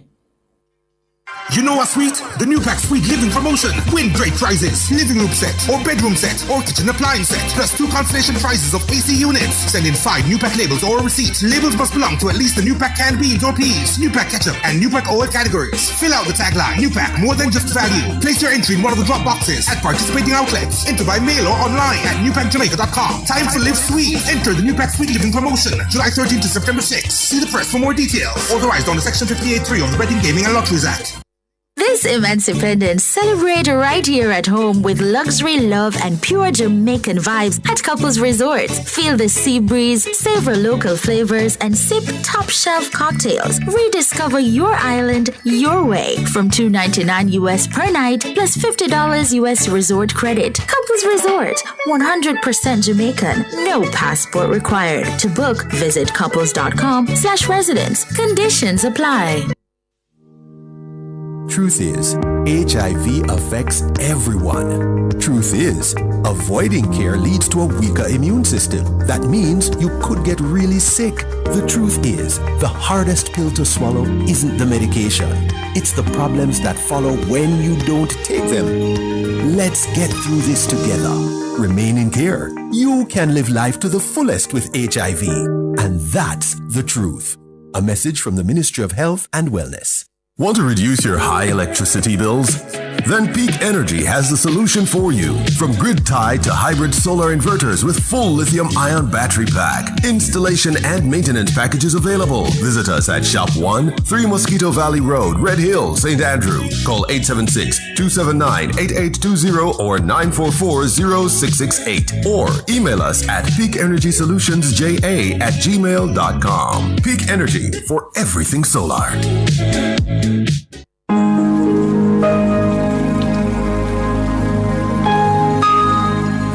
Hi there. Here's some good news for these trying times. Quote, "By God's word, I can see where I'm going. They throw a beam of light on my dark path." Unquote. Psalm 119, verse 105. Listen for God's Word weekdays at 5:45 a.m. and 12:55 p.m. through Oasis. Stop by for a refreshing drink and share a God perspective for the day. Oasis. Weekdays 5:45 a.m. and 12:55 p.m. right here on Nationwide, a revolution in media. The rebroadcast of the Oasis can be heard weekdays at 5:45 a.m. Public Opinion is brought to you by Cleasing Industrial Supplies Limited, Industrial Automation and Control Solutions.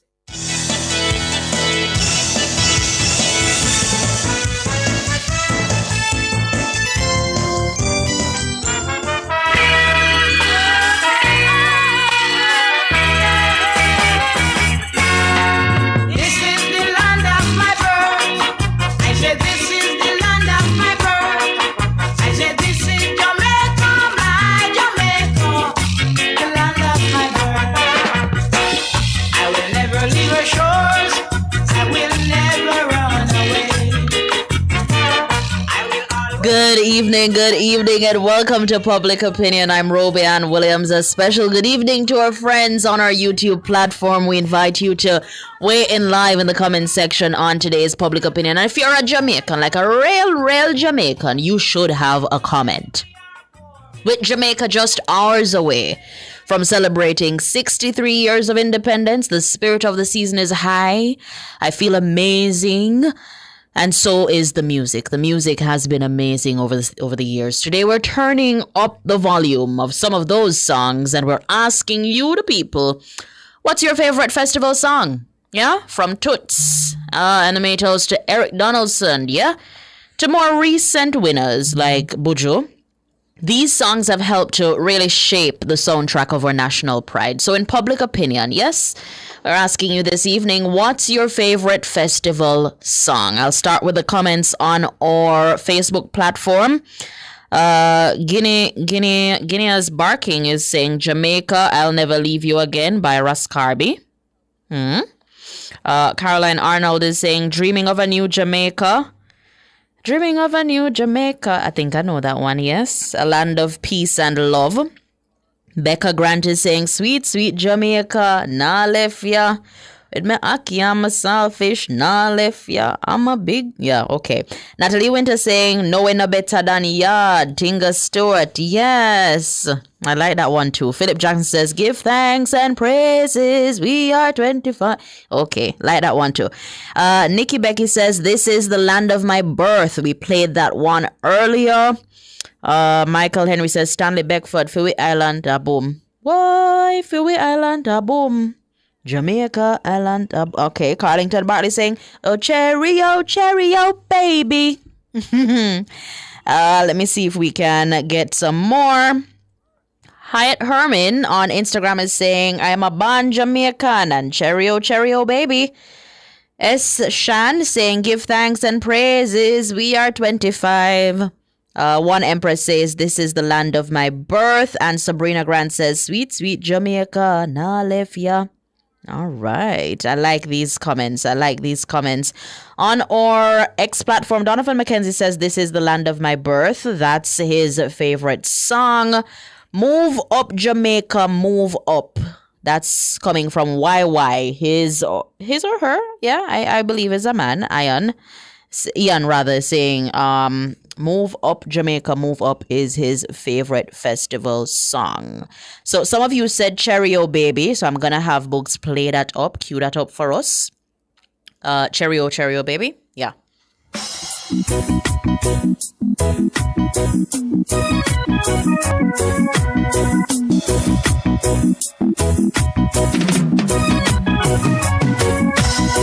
Oh, cheerio, baby. Don't you know what we need of thee?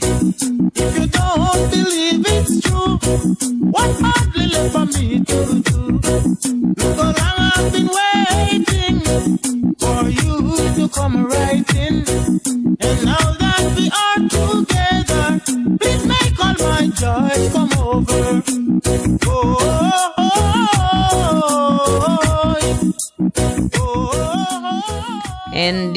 Indeed, that one coming there, Cheerio Baby. Some of you said that one was your favorite. Let me see if I can get in some more from our YouTubers. I see the comments there.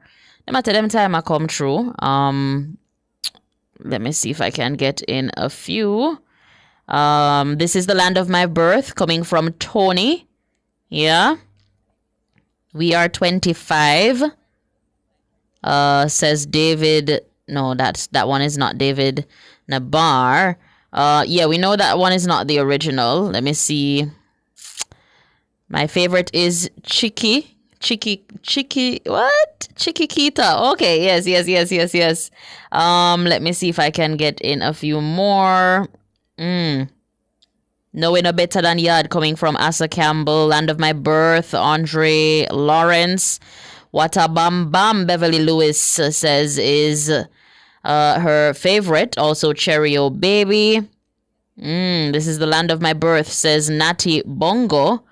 Leslie also saying this is the land of my birth. Knowing no better than yard. Yeah? Let's see if I can get in a few more. Jam Gram, this is the land of my birth. This seems as if it's the favorite of the like most of the comments that I've had is this is the land of my birth. Cheerio Baby. Mrs. A saying Cheerio Baby. It's hard to choose one considering the many I've experienced. Okay, Bam Bam coming from Student for Life. All right, let me see. Boom Shakalaka, Marlene P. Gilbert says my favorite is Baba Boom Boom. Yeah, I like that one too. We were listening to that one earlier in our news meeting. If you're just joining us, we're inside the Court of Public Opinion and we're celebrating 63 years of independence come tomorrow. And we'll start off the party a little early.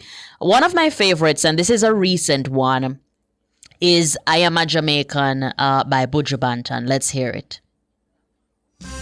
Yell yard man. The yard man down. Respect. I want to a yard. I respect and love man to all Jamaica, no matter where in the world. One eye, like I own you.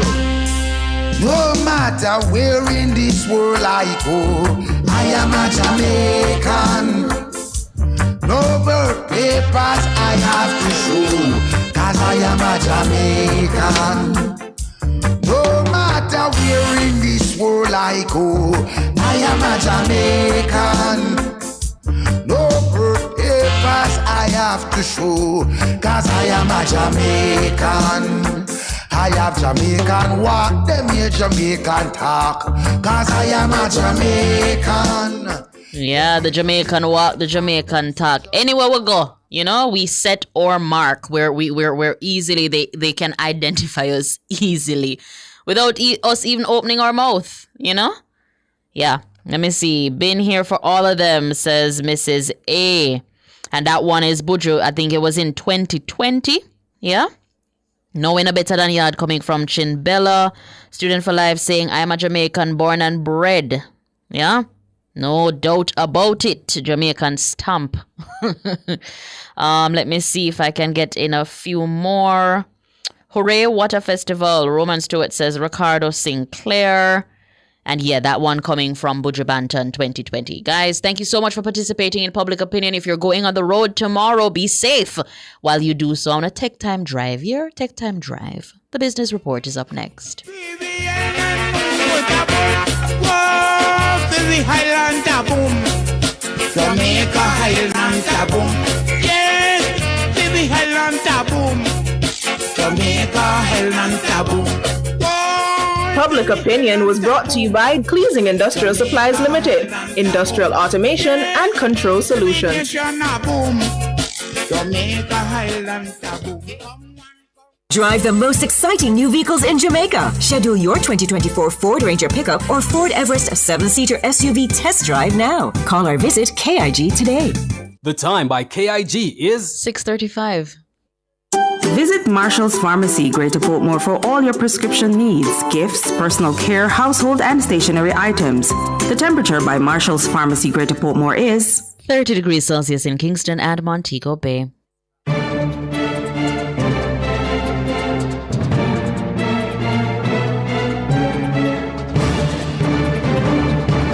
Hello, good evening, and welcome to Nationwide's Business Report. I'm Roby-Ann Williams. Grace Kennedy Limited, GK, has advised that an additional 622,368 GK shares were approved by GK's Board of Directors on July 31, 2025, for a senior management officer.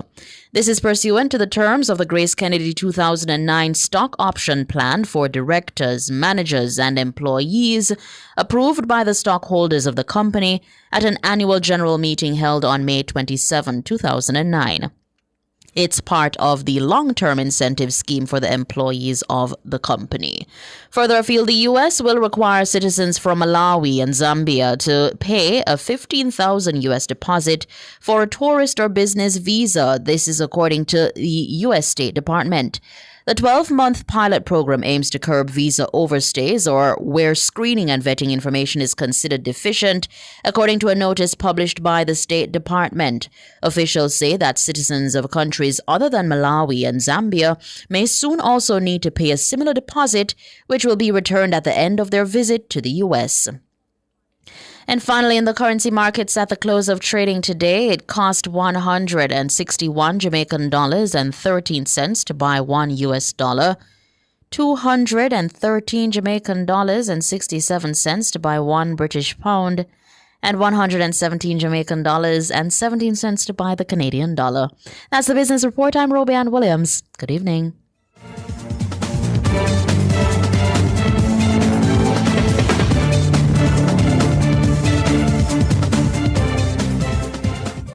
For over 30 years, Chris and Charles has been financing your goals, dreams, creating your great moments. Celebrate the occasion with us. Borrow $1 million, pay less than $25,000 monthly, and get 30% off your processing fees. No guarantor needed. Call 876-920-4189 or WhatsApp 876-838-9028. Conditions apply. When you think loans, think Chris and Charles. KFC this summer, we are bucking together. Well, I vibe with your crew, yeah, we are stay true, the taste is so good. KFC, keep on the ends with the real one. My island, we are world champion. All we connect with KFC. Jamrock celebrate with we. KFC, we are bucking together. Let's bucket together with KFC. Enjoy a Family 9, Family 12, Party 15, or Party 21 bucket, because sharing a bucket with friends tastes finger-licking good. KFC. GPS. Keep it cool, keep it cool. Summertime hot, but we have all the tools. Keep it cool, keep it cool. No ways to see it, you just have to choose. Stay out of the fridge, just use a igloo. Remember your Kisco ice and the juice. The fan AC combo, yeah, I hit that. AC for a bit, then a fan after that. Keep it cool, keep it cool. This summer JPS have all the tools. Keep you cool with JPS. Download the JPS app today. Since 1995, we've been your go-to source for everything related to billiards, amusement machines, and electronics. With locations at 1A Lindsay Terrace, Kingston 10, and the Village Plaza, Big Bridge, Savannah Lamar, we offer top-quality pool table parts and accessories, cutting-edge gaming machines, and more. We also specialize in assembly, sales, and service of amusement machines. We provide unmatched customer service, expert solutions, and products tailored to your needs. Who are we? We are Eclipse Enterprise. Telephone 876-960-3891. I'm Dennis Brooks. I'm Alan Campbell. I'm Floyd Green. And I'm Garth Williams. Catch us on the Jamaican Dads podcast right here on Nationwide 90 FM, Thursdays at 8 p.m. with a repeat on Sundays at 6 p.m. The Jamaican Dads podcast is all about providing men with a healthy, safe, and functional forum to tackle many of the taboo topics that concern our masculinity. Like everyone else out there, we're dads of varying amounts of experience who come from different backgrounds and often view the world differently. We're definitely not perfect, but we are all brethren and we're all committed to this piece of rock called Jamaica. Too often, there are no safe spaces for men to explore the issues which are important to us. Plus, most of the content out there about parenthood is produced by women, for women. So we think it is important that we be the change we want to see. Follow us on YouTube, Facebook, Instagram, and Twitter at Jamaican Dads with a Z. And definitely join us here on Nationwide 90 FM every Thursday at 8 p.m. with a repeat on Sundays at 6 p.m. for the Jamaican Dads podcast. It's a revolution in media. Oh God, once again! Sunday is a day for reflection and praise. So start it with Lutheran Ministries in Jamaica. God, we know you're gonna bless us! Listen to Nationwide 90 FM every Sunday morning at 8:30 a.m. for the Lutheran Hour. Brought to you by the Lutheran Ministries Jamaica, located at 33 Courtney Walsh Drive in Kingston. That's the Lutheran Hour, Sundays at 8:30 a.m. on Nationwide 90 FM. The new revolution in media. Visit or contact the Jamaican Lutheran Hour at 33 Courtney Walsh Drive, Kingston 10. WhatsApp or call 876-348-9085. Find us on Facebook at Jamaican Lutheran Hour or email lutheranh@gmail.com. Do you have a consumer-related issue? Want to learn more about matters concerning you as a consumer? Well, keep it locked to Nationwide 90 FM for the Consumer Hour with me, Nora Gay Banton. Weekdays from 9 to 10 a.m. For all your consumer-centric matters, stay tuned to the Consumer Hour on Nationwide 90 FM, a revolution in media.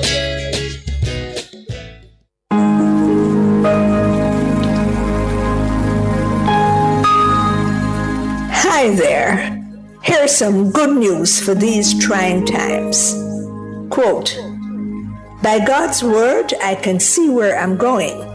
They throw a beam of light on my dark path." Unquote. Psalm 119, verse 105. Listen for God's word weekdays at 5:45 a.m.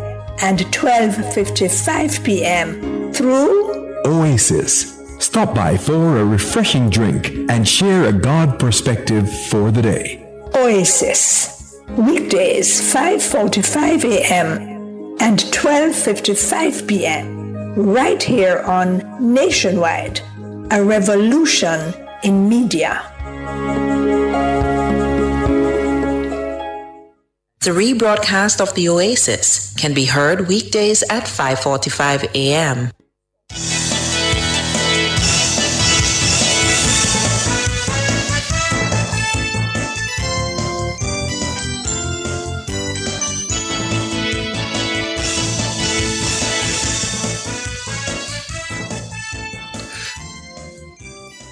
Good afternoon, good evening rather. This is Nationwide. It's time for the nation's business, rather. I'm Siobhan Campbell, and we're going to turn now to the reparations for the Rastafarian community. The government has formally transferred 2 parcels of land to the Rastafari community as part of its internal reparations program. The plots are located in Albion and St. James and are intended for the establishment of a permanent care facility for Rastafari elders. The transfer, which happened on Monday, is part of a broad program of reconciliation with the Rastafari community. It started in 2017 with an official apology by Prime Minister Dr. Andrew Holness for state abuse during the Coral Gardens incident of 1963. Addressing the land transfer ceremony at the office of the Prime Minister, Culture Minister Olivia Grange called the incident a stain on the country's development. She said the land transfer is a significant milestone in the nation's journey towards healing and reconciliation. Under the reconciliation program, the government committed to establishing a trust fund of no less than $10 million for the benefit of survivors of the Coral Gardens incident. The fund was established in 2018 with funding from the Ministry of Culture and the Administrator General's Department as trustee. The ministry says it has contributed over $100 million to the fund to date. Well, to discuss further, we're joined by a Coral Garden survivor, Elder Donald Reed, and Secretary of the Rastafari Coral Gardens Benevolent Society, Pamela Williams, more properly known as Sister Nanny. Good evening. Good evening. Greetings, my brother. Good evening to you both. So let's start with you, Elder Reed. Your reaction to this news, the handing over of the 2 parcels of land. That is something that should have been done a very long time ago. We have deserved it. We have suffered with the hands of the government in 1963. It has blotted a lot of my perspective. I should be in the United States now permanently. My sisters and brothers wanted us to take me there, but because of what happened in 1963, I could not apply for a visa at that time. It was rejected. As a matter of fact, up to now, we are still looked down on. So would you say today that matter of Coral Gardens still impacts the Rastafari community? Of course it does. Of course it does. A lot of people still is against us in that perspective, because they all claim that we were the ones that killed police and we were the ones that did this and did that and the other. I was so innocent, and I was being taken to jail. I see. And Sister Nanny, how about you? From where you sit, can you describe what this moment means to you, especially in light of what happened in 1963? Well, we have made some progress in terms of our agitation for compensation and reparations to the community. But as Elder Reed points out, that the stigma is still there, and discrimination as a result of that stigma still persists in our society. I even remarked in my address yesterday that right now we are dealing with a brethren who is being denied the opportunity to earn his living as a tour operator because the tour company insists that he cuts his beard. So while sometimes we're just making 1 step forward, 2 steps backward, and I have said over the years that really what is required is a public education program, because it is so ingrained in the mindset of the citizenry that against the Rastafari, discrimination against Rastafari, with impunity. They don't think we have rights, and they have no fear of discrimination because there is no system put in place to address that and to provide immediate rectification for any problem that the Rastafari community faces. We have to still be, because like, for example, as I mentioned about this brethren, he went through all the processes of getting licenses, getting training, and everything to be a tour operator, and the expenses as well. He has spent close to more than $1 million in different fees and licenses and all of that, and spent close to a year, and then now to be told at the point of applying what he has learned and the licenses that he needs to cut his beard. Now, why didn't they tell him from initially at the beginning of the process? So so what I'm saying is that yes, we have. The apology was given, and I should correct your summary in the beginning that it was in fact 2019 that the trust fund was set up, not 2018. Okay. Yes. So yes, we got an apology. Yes, the survivors.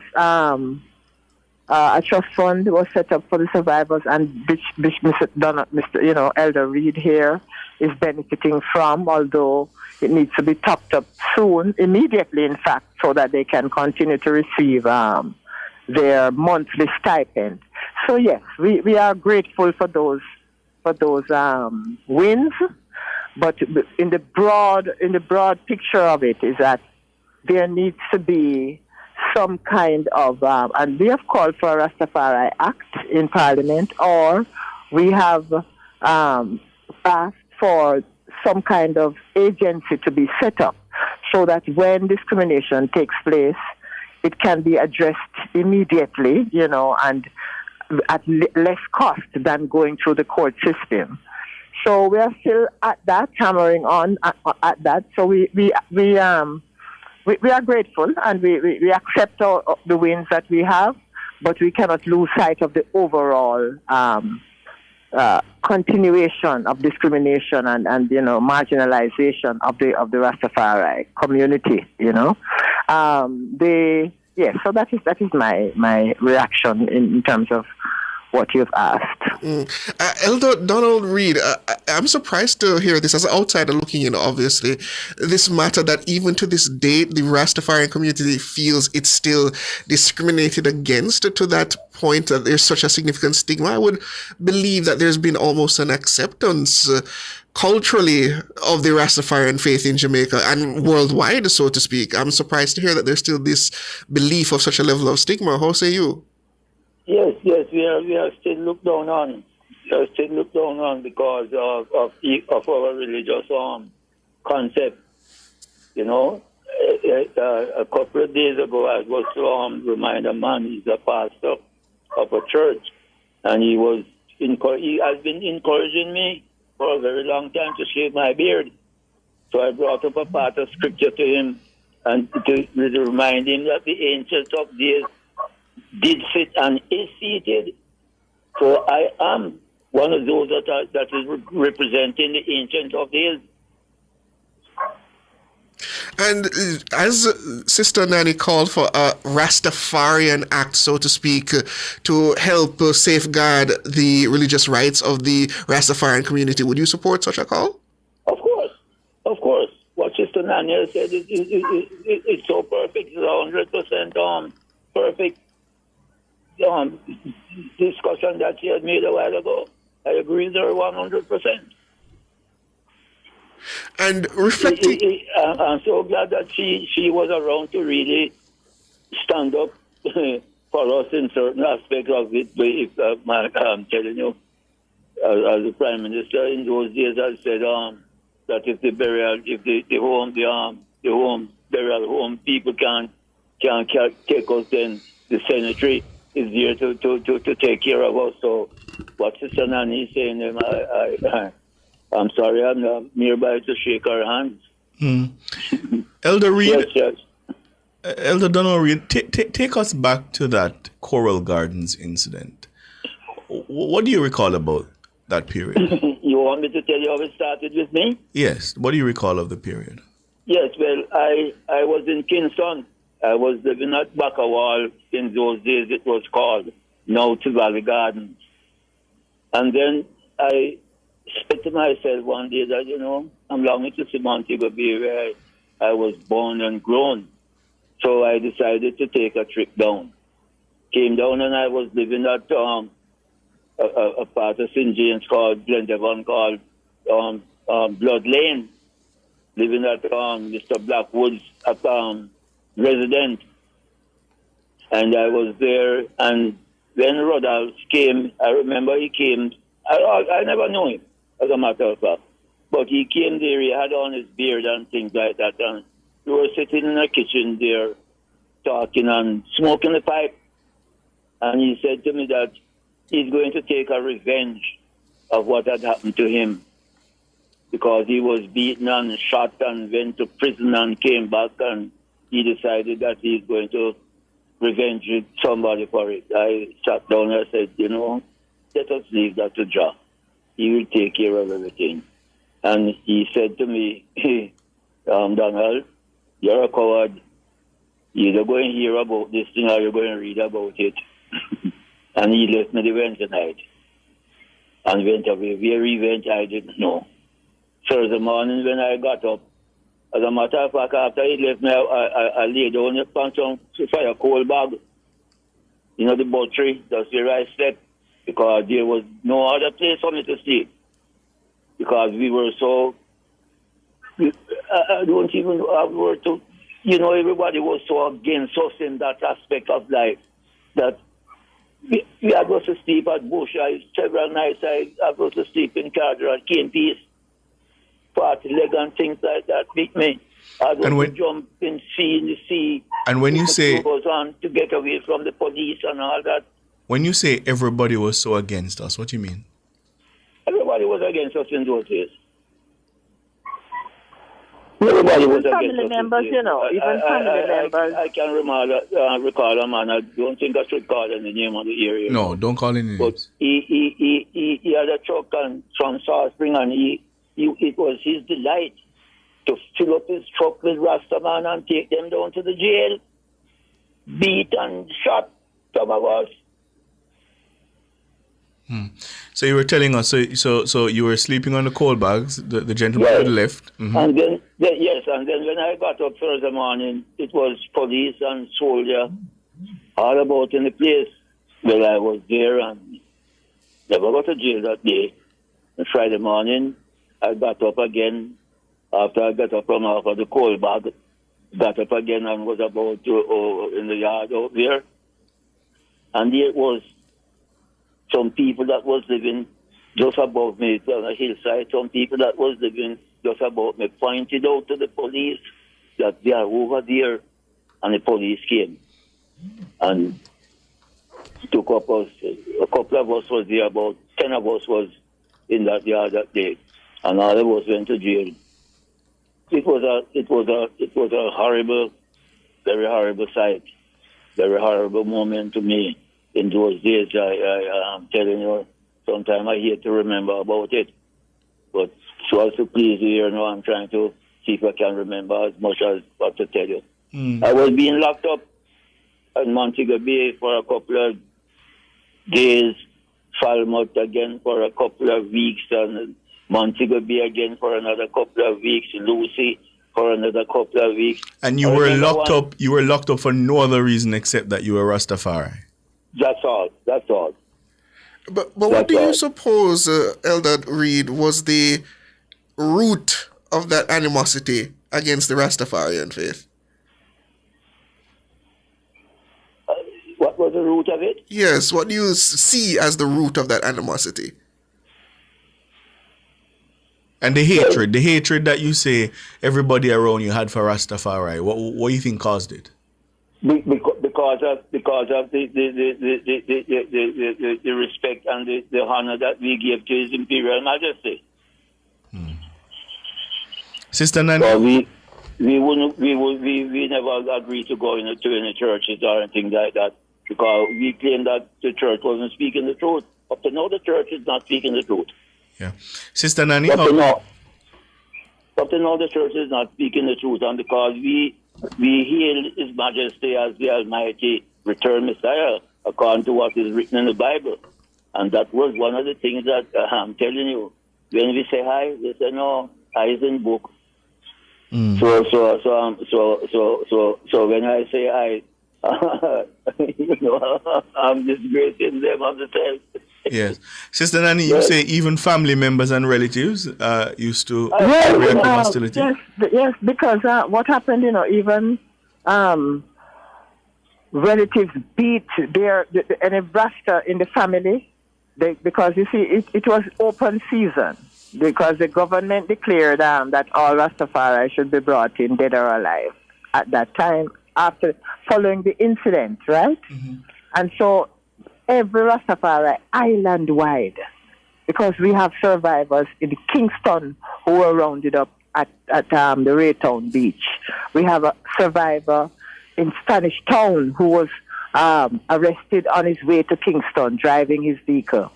We have survivors in St. Anne. So it was island-wide that this persecution against the Rastafari community. Every Rastafari camp was raided and burnt out, and those who were there beaten and taken to jail. So, and these people now, they didn't even know about what happened in Coral Gardens. They didn't even know where Coral Gardens is, because this Rudolph Franklin took revenge for what had happened to him in 1962, right? And it was just himself and 5 other brethren who went into the Coral Gardens area, burnt down the gas station, and killed a few people. And by the end of that day, Rudolph himself was killed, and 3 of his accomplices, and then 2 of them ran away. So by the following day, the police rounded up the 2 who had ran, who ran away. So the perpetrators of the violence in Coral Gardens were caught within 24 hours. But it was declared, this war now was declared on the Rastafari community. Now, so when you say bring in all Rastafari, dead or alive, and if the jail can hold them, then the cemetery will hold them. Cemetery will, yes. Yes. So that is what all the elders at the time have as their testimony, that they don't know anything about it. They did not know. They didn't even know the name Coral Gardens. However, the innocent brethren, island-wide, women, children, and men within the Rastafari community were persecuted and still have been, because the stigma continues. To this day, many people believe that Rastafari were guilty of killing police, And if for example, you have a regular citizen and 5 of his accomplices committed a crime, you wouldn't be punishing the entire Jamaica for it, But you asked a question also, why it is that persons were so much against the Rastafari, because hold on for me, Sister Nania. Let me take that just right after this quick time signal.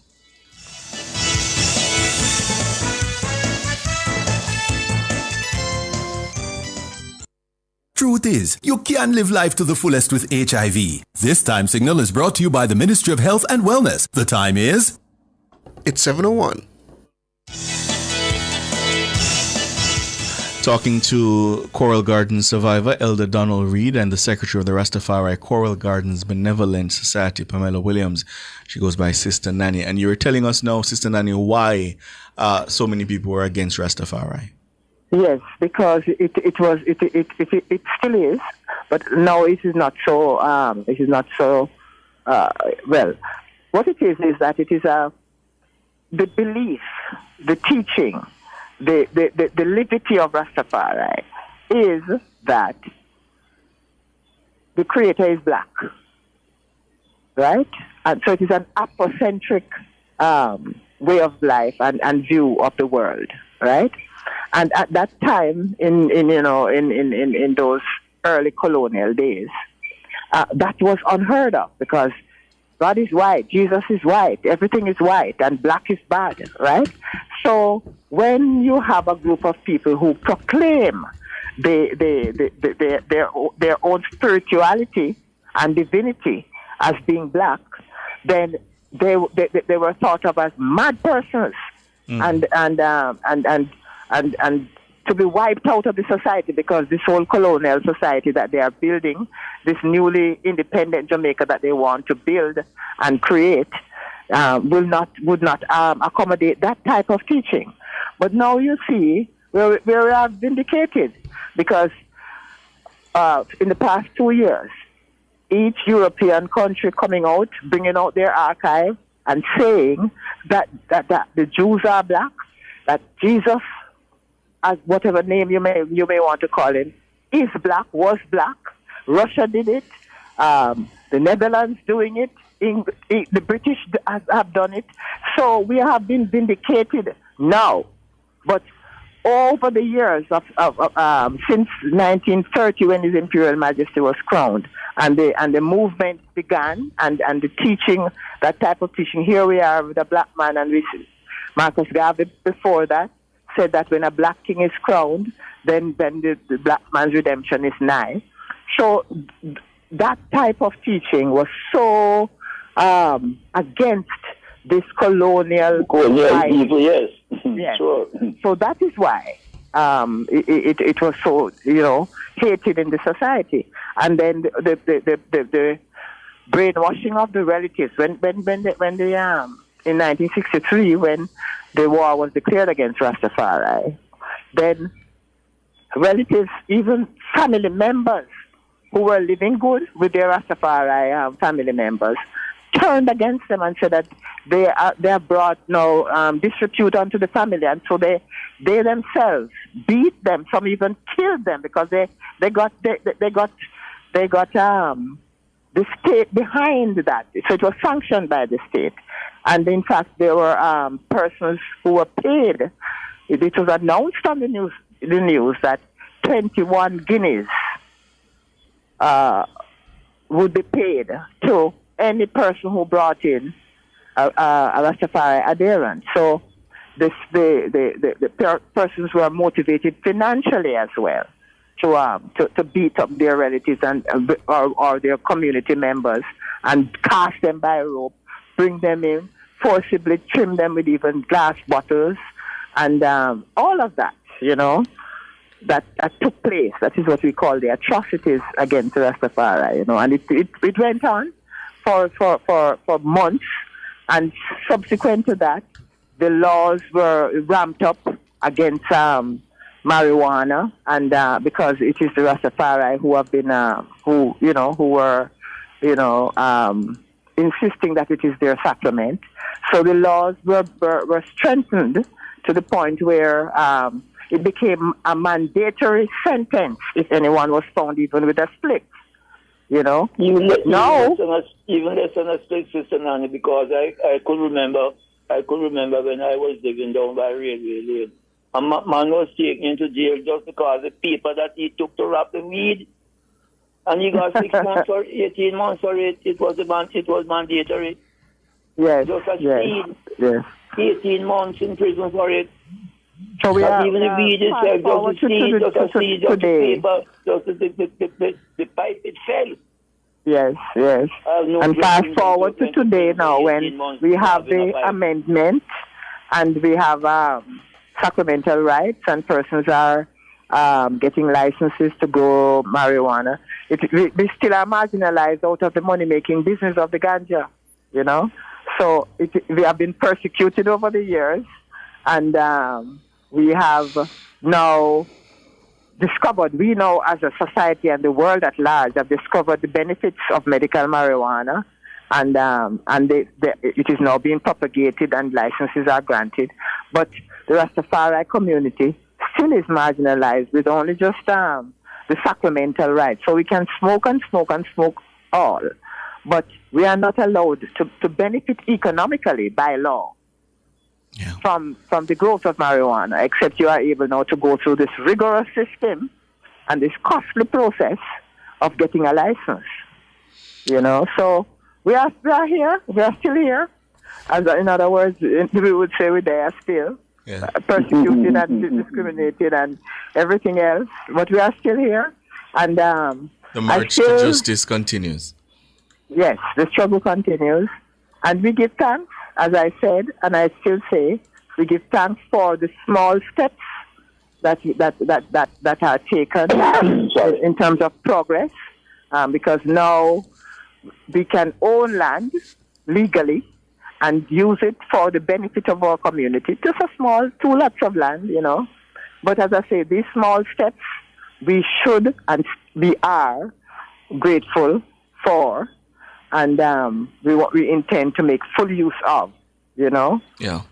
Yeah. Sister Nanny, Elder Donald Reed, thank you so much for your time.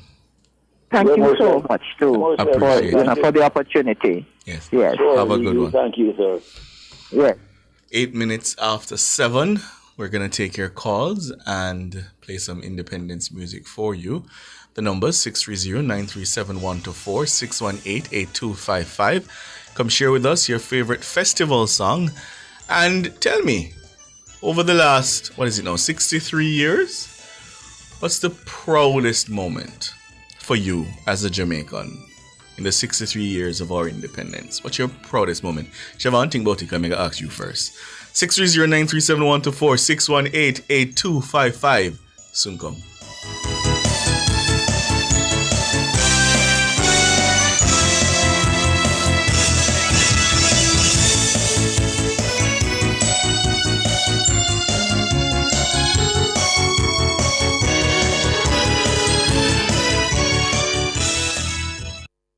The NHT has boosted construction loan limits to 11 million for one applicant and up to 23 million for 3 co-applicants. We are building Jamaica. The time by the office of the Prime Minister is... It's 7:09. Still sweating with that old fan? It's time to upgrade! Meet Glacier, the AC unit that thinks for you. Energy efficient to slash your power bill. Wi-Fi enabled so you can control it from your phone. And self-cleaning because you've got better things to do.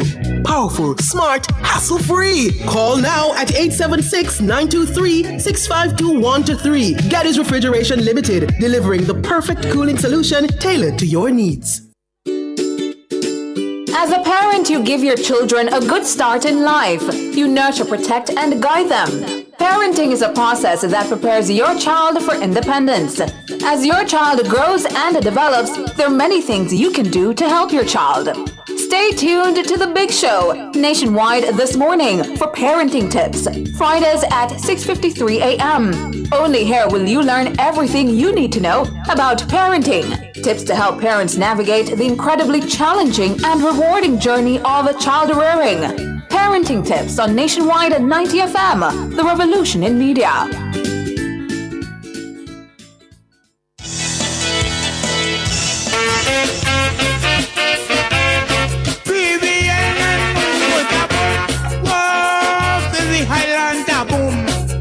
Jamaica Highland Taboom.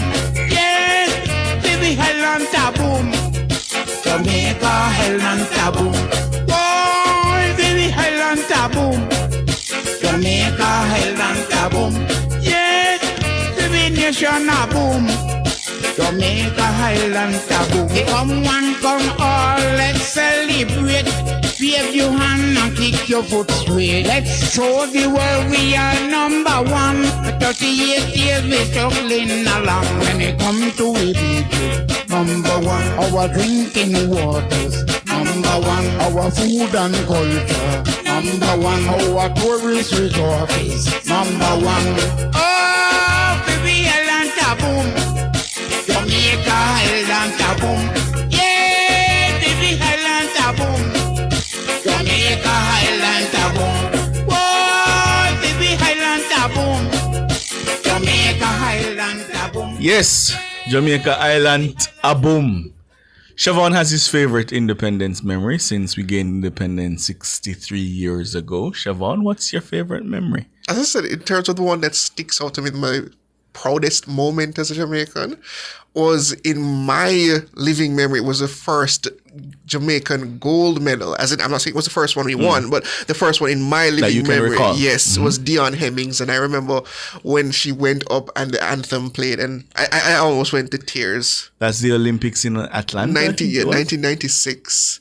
I was almost in tears. Because that, in my living memory, was the first time I heard the national anthem played at the Olympic game on the gold medal platform. All right. That's not bad. Mine is of a more recent vintage. I think my proudest moment in independent Jamaica that I can certainly recall, now that I look back at it, would be the 2016 general election. Do you know why? It was decided by a single seat, and we didn't take to the streets, we didn't kill anybody, and we had a peaceful transfer of power. In other situated countries of similar vintage as Jamaica, that wouldn't happen. I think that's a very, very proud moment for a fledgling democracy. And I thought that showed our capacity to be good people. I suppose, to me, because up to that point, we had been having peaceful transitions. But one seat? Yes, I understand that. I suppose that's why it doesn't stick out to me that even up to that point, we had been having peaceful transitions. I remember it too because I recall how tense it was. I remember the days after, especially when they were doing the recounts, there was a tension. You know, people weren't quite sure what was going to happen, whether it would hold or it would flip back. And, you know, both leaders appealed for calm to allow the process to continue. And people just waited. And then when they came back and said, okay, the Labour Party by one seat, people were just like, okay, they won. I thought that was remarkable. JK Engineering and Arctic says, when Jamaica qualified for the World Cup 1998. I remember that. Oh, yeah. Play that song for the books. Hopes are rising. Yeah. I don't remember the declaration of a national holiday by PJ Patterson. I don't remember it, but I remember the song and I remember the excitement. But I can't quite remember what was happening. But remember the song. The song was a big tune. Yeah. Yeah. That was good. That was good for real. Patrick Rose says, my proudest moment, a young black man leading Jamaica out of economic mess to a prosperous Jamaica. Oh, Lord.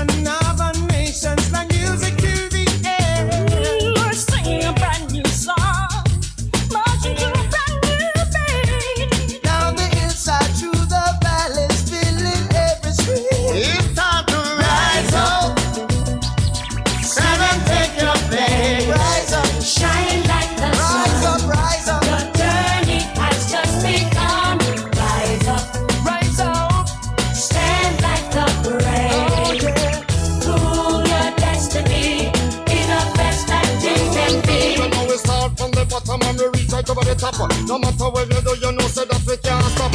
We stand up and salute now to the yellow, the green, the black. I make them know, say that we want this music. The world is for your taking, and giving up is the only crime. Now written on the pages of history, this is your moment, this is your time. Yeah. Now we know it's not an easy road. Tree up, another road down. We gotta carry the load. Stand and take your place. Shine like the sun. It's really nostalgic. Your journey has it brings you back to the moment. It's really patriotic. It's really patriotic. And there was a very patriotic flair that ran through the country during that 1998 World Cup push. Yeah. I mean, I recall even when the Burger King was giving out those books that you had to fill in with all the athletes, I remember things like that. I remember filling out that book. But they drop us in the 19. I have no memory of that period. What did I do? I was very much steeped in it as a youngster. I think in high school up at Woolworths, I was so steeped in it. I was collecting the booklets. Wait, you did that Woolworths in 1997? Don't worry about it. 98? How old are you? Books. When in 1998? Yeah, and Books are like 60. So you Books is barely in his 40s. What is wrong with you? That's kind of crazy. Books is not even reach 40. What is wrong with you? That's kind of crazy. Who's the first caller? 630-937-124-618-8255. Michael, good evening. Good evening, sir. How are you this evening? I'm doing well, Michael. How are the next brethren, He's good as well. Yeah, man. Me like the topic I hear this evening, when you talk about the Rastafari community, All right.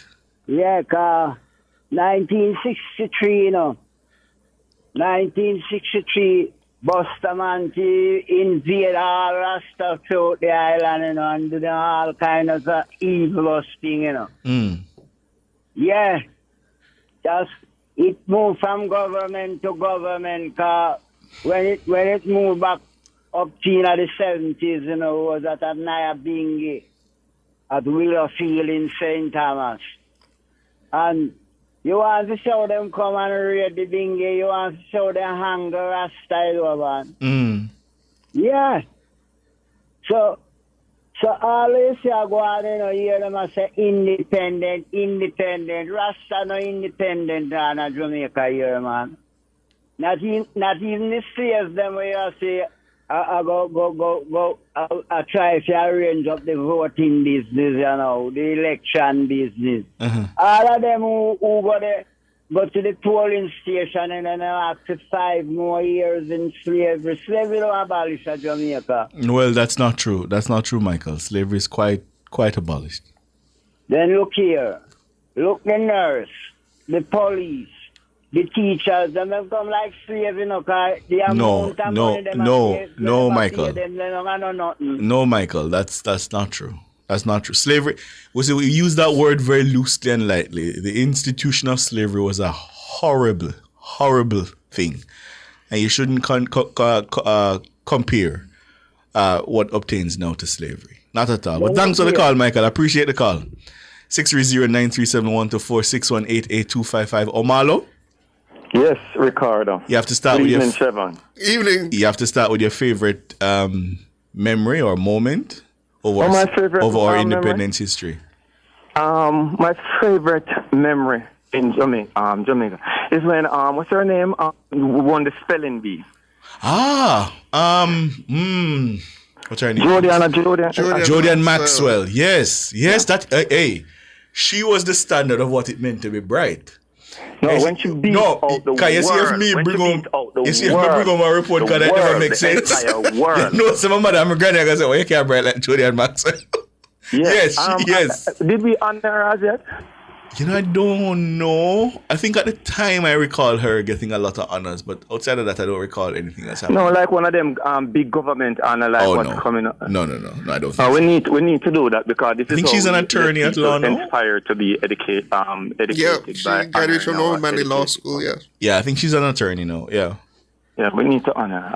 But that was my proudest moment as a Jamaican, beating out the entire world, especially the US and all of them. And they came after and changed the way out the spelling bee recipients were admitted and stuff like that. After she won. All right. Yeah, but I understand they changed the rules essentially to discriminate. So I hear. Yeah, they did. Hard for non-Americans to win. Yeah, they did. But, listening to the Prime Minister today, and, one of the things that I've recognized, I went to the supermarket and I went to the market on Saturday. Mm-hmm. And the difference is the government have more control over the prices of local products. And you could feel it in when you're buying the local products. When the government say we have put in money, we have given water, fertilizer, and all of these stuff. The market stuff are cheaper, very reasonable. But where you find a big difference is when you go into the supermarket. And this is where Jamaicans must think and understand that it is very important when you're voting based on policies, because bad policies have long-term consequences. And I think Mr. Valls should be talking about this more on the campaign trail. That it is a choice we are going at the poll to make to who is going to represent us when it comes on to negotiating JPS deal. Because the bad policy of JPS deal is that when you walk inside the supermarket and look at all the fridge that are running, all the electricity that is have to run that place, and all that overhead has to go back in the food. That is what is driving up the cost of living, along with vehicle energy and all different type of things. The bad policy, bad policy of this youthful exuberance. All right, Omalo, hear you. Thanks for the call. Carlene Smith says, my proudest moment was when Jamaica gained economic control of its affairs, finally, or economic standing is reflecting the proud people we are. Absolutely. That has been a proud achievement. Errol. Ricardo. What a go on? Boy, good thing I go on. You feel the prosperity breeze already and we don't call it yet? Well, me in a AC no. No breeze not blow in here, so. We in a AC, no breeze not blow in here, so. You know you have to feel it on Sunday, you know, Ricardo, and you see the light on Sunday, you know. Which Sunday? Sunday gone, man, when you up summer. Oh yeah, man, you put on one big show. We think turn up, you know. Yeah, watch show. You put on one good show for true. Yo, we just hit the road, man. Oh. Well, you bring Shabba on the Sunday come with you, man. I want to tell you, Errol, a good thing you said, can me invite him and he not come. Me tell him to come at the OB with me and him not come. Shabba. That's not my scene, Errol. Not my scene at all. I prefer to be a casual observer. Bring him come over to Sunday, you know. All right. I bring him off with you. Bam, Sunday over to you, man. Bam. How are you, man? So tell me something, Errol. Me not hear say PMP go a crossroads Sunday, so how does that work? Why them want go across or them going? But you see a problem them are looking at. You see that? Well, I don't know that. I don't know, but me understand say them have one meeting in a crossroads. So me here, me don't know. All them to the end of the with taxi man, you know. Oh. How did that go? Yes, how did that go? That has happened already? Yes, I think it was today. Mr. Golden. Today, man. Yes. Me not going out in the party, man, so I couldn't know it go. Okay. So you say Sunday going to be a bam. Yeah, we ask them, man, have a cheek and hold with Sunday, man. Make sure say crowd big enough, because you know, so everybody going to look on the crowd. Then look up a bush. Look up a bush Sunday. You can't call Kintyre bush. Remember, but you're rather easy. Put on the green card. Turn on the danjo. You can't call Kintyre bush, Errol. You're easy. Yo. Hey, Siobhan. Yeah. Yes. You know what I can take me for reach. I weird don't me have a park my car. I see him. So with me about 15 minutes me have to walk. 15 minutes take me nearly half what reach. Yeah, man, me have to do some serious walking there. You know, me not like the 11, me not like bugs. Pressure me bugs, me not like you. Yo, let me tell you, half a chair go black. I treat dangerous meat we got, you know. Half a cheap man to go be, you know. Me not got Bobby 2-4, but I got man. Yeah, I got man. All right. Bam Sunday, you say? Bam Sunday. All right, my brother. I will look out for the bam. All right. Hey, I told me not the number for calling me reach there, you know. Yeah, just look for the nationwide banner, the nationwide tent. All right, my brother. Delroy. Hi, good night, Trevor. Good night, Ricardo. How are you doing? Good night, Delroy. Doing all right. How are you? I'm great. Listen, I asking you please to do me a favor. Yes, sir. I'm asking you please to do me a favor to get to Mr. Matthew Samoda. Uh-huh. You know, I hear Sunday night he was on the campaign that was in Kintyre. Yes. He said it's time now for everybody to stop bathing bath and anything like that. Yes. And time to take a shower. Yes, but I don't know. I think Matthew having some serious problem with Eastern Westmoreland. With water. Okay. We had concern. Don't they didn't have no water, and I mean, Danny Lawrence then dig a well down there. 3 years now. And Matthew supposed to come down there, and every time, it's about 3 months on straight, he's been making promise to people, tell them that he come in date upon the different districts and all, and people leave them work. Yes. And stand up out there waiting on him. And up until now, Matthew don't come, and he don't really have no No mind for real, so nothing at all. Him going around the whole place. But when it comes on to Eastern Westmoreland, talking about Betheltown, Darliston, White House, and them places, the people them cannot get water Eastern down there. Westmoreland MP is Daniel Lawrence? Yes, Daniel Lawrence, yeah. So have you checked with the MP as to, have you checked with him as to why? No, Danny can't do it more. No, man, meaning in terms of, I'm assuming that there's been some coordination. That's what I'm saying to you. Okay, go ahead. I spoke to Danny over and over and over. He telling Danny that he's coming and he's not coming over here because Danny dig the well, you know. So he just to come there now, pay a pass over so them can do the pipe them and so on. Danny cannot, Danny talk to people, I mean, big people, man, I mean, you know, when you're talking to people every time, and you tell the people, John Brown coming, and they're not coming. They're not going to be there more. So much use the problem. So I beg you, call him for me. All right. And find out what happened. I know Matthew Samuda to usually keep his word. Yes, but in not keeping to that one, not so that's what I'm saying to you. I've been telling people that I mean, he coming and he's not coming nowhere at all. So and it's over 3 months in between doing it. So something is wrong. So we need to know what's the problem. All right. So just give our producer your name and just tell her the communities, and I will check, and your number, and I will check with the minister, and I will give you a call back. Okay. So hold the line. Yes, just hold the line and give her your name and the communities and your number. Okay. All right. Okay. Thank you. Cool. Okay. Carl. Ricardo. How are you there all this time? You work, man. You're up on the ground. Anyhow, me not go there. No, man. You have to go this. About 2 weeks now me to talk to you. Where you there all this time? Politics nice now, man. Politics nice. So me say a bamba in half a tree Sunday, true? Me don't know where them are go. Me don't know what them are go. Crossroad I go. Come might be fan crossroad with us black 3.5 a tree.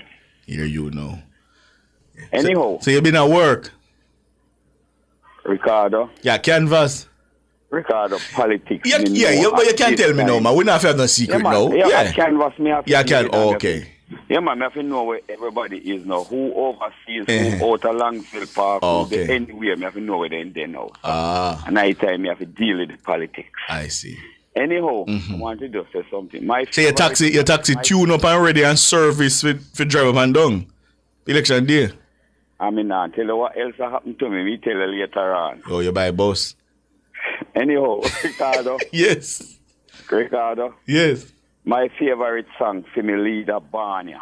That's your favorite song? That's my favorite song. Is right it? Over Spanish Town over chain line. For me leader Barn right there, so. I see.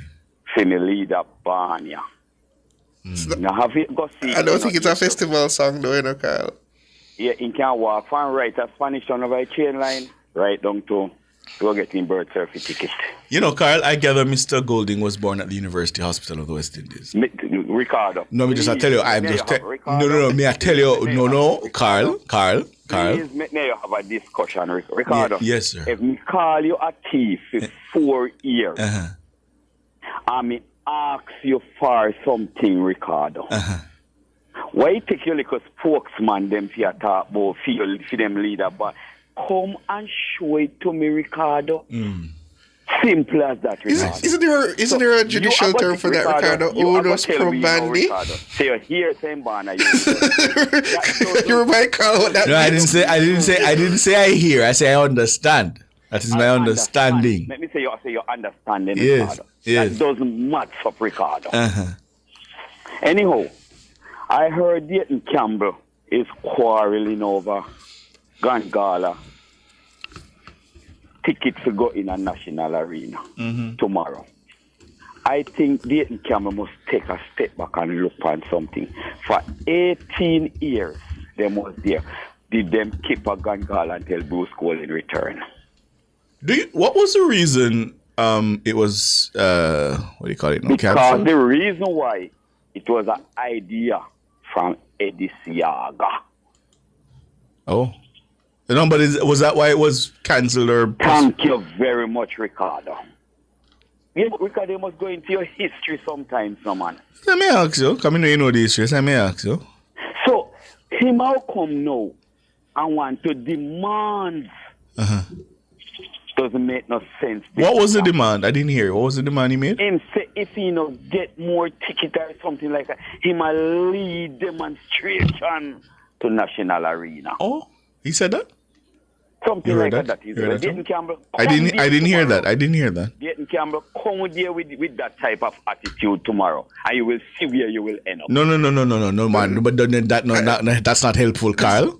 We should not be promoting any politics. Yeah, what do you mean? But it's a celebration of Jamaica. Ricardo, but if you are talking about a celebration and you are planning to lead demonstration there, you're not come for peace. You're not come to celebrate. No, you can have peaceful demonstration. I mean, it would be rather ugly. It would be rather ugly if there were a demonstration at the gala. But I'm just saying you can have peaceful Ricardo, demonstration. you are a very sensible man, Ricardo. Mm-hmm. You know of peaceful demonstration in Jamaica? Yes, I've seen peaceful demonstration. Which one? JFJ had a peaceful demonstration the other day. Them there's something there? No, Carl, come on, man. No, man. Ricardo, hold on. Carl, you know the standard is respect. We mean them there's something there. You feel like Jamaicans? You call them then, Ricardo. No, they're Jamaican citizens, Carl. Right. Ricardo, from last week, a lady said in St. Catherine, said he want to bad mind them and you know, like no labor right. Did you hear anything from them from last week, Wednesday? No, I didn't hear it. That was an unfortunate comment. Ricardo. Yes. Ricardo, well, my last saying to you tonight, with Mr. Golding is a product of the slave master coming down. Mr. Golding must not come to the National Arena tomorrow. No, Carl. What do you mean he must not come to the National Arena? We are celebrating independence, Ricardo. Yes, and Mr.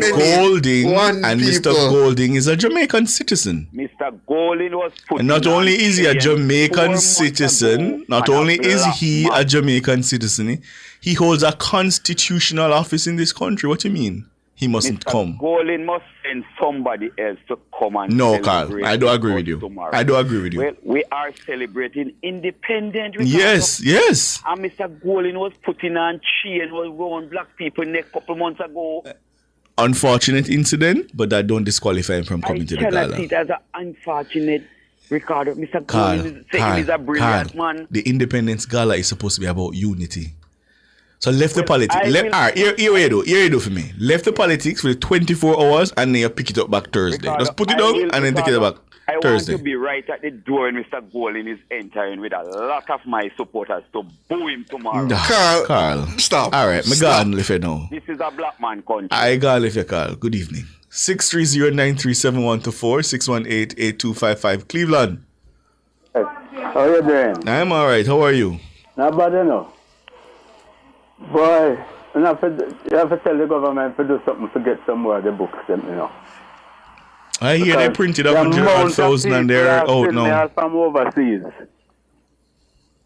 They don't want to read it online. They want to have the book to carry with them. When they meet with them friends and company, they want to have something to show them. You're absolutely right, Cleveland. In fact, somebody asked me today if I can get one for them, send it down on Nutsrod, and them will pay a fee. Yes. And me, I said to myself, so it's serious? Yeah. It's a nice little collector's item, if you ask me. I'm telling you, I have a friend in America want it, and it can't be one.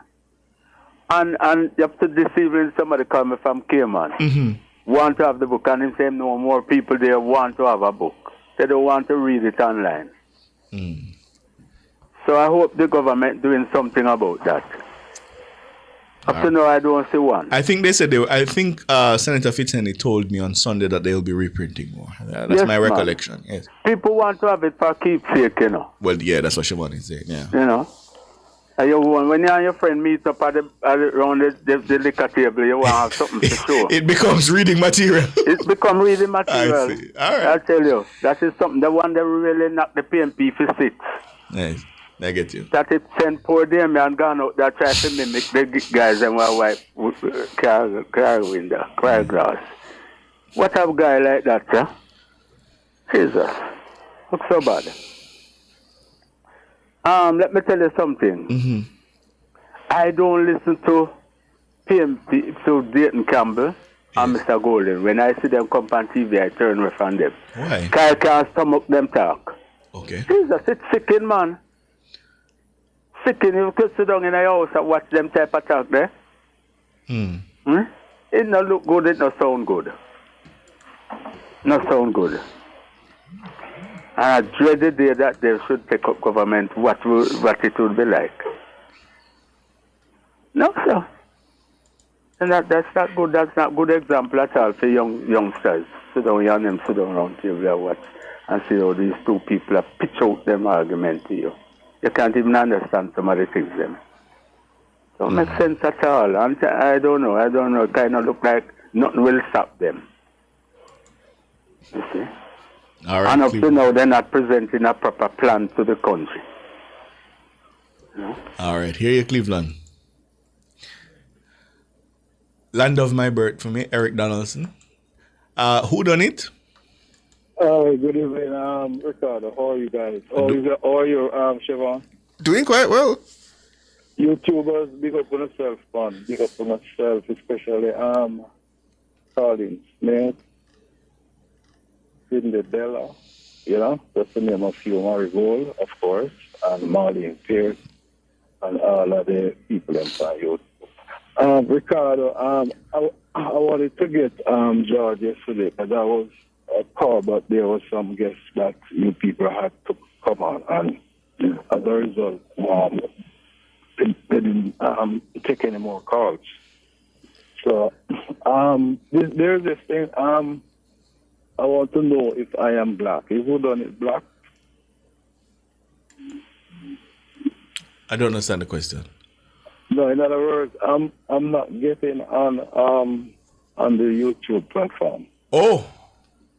Well, certainly we here at Nationwide at 5 have not blocked you.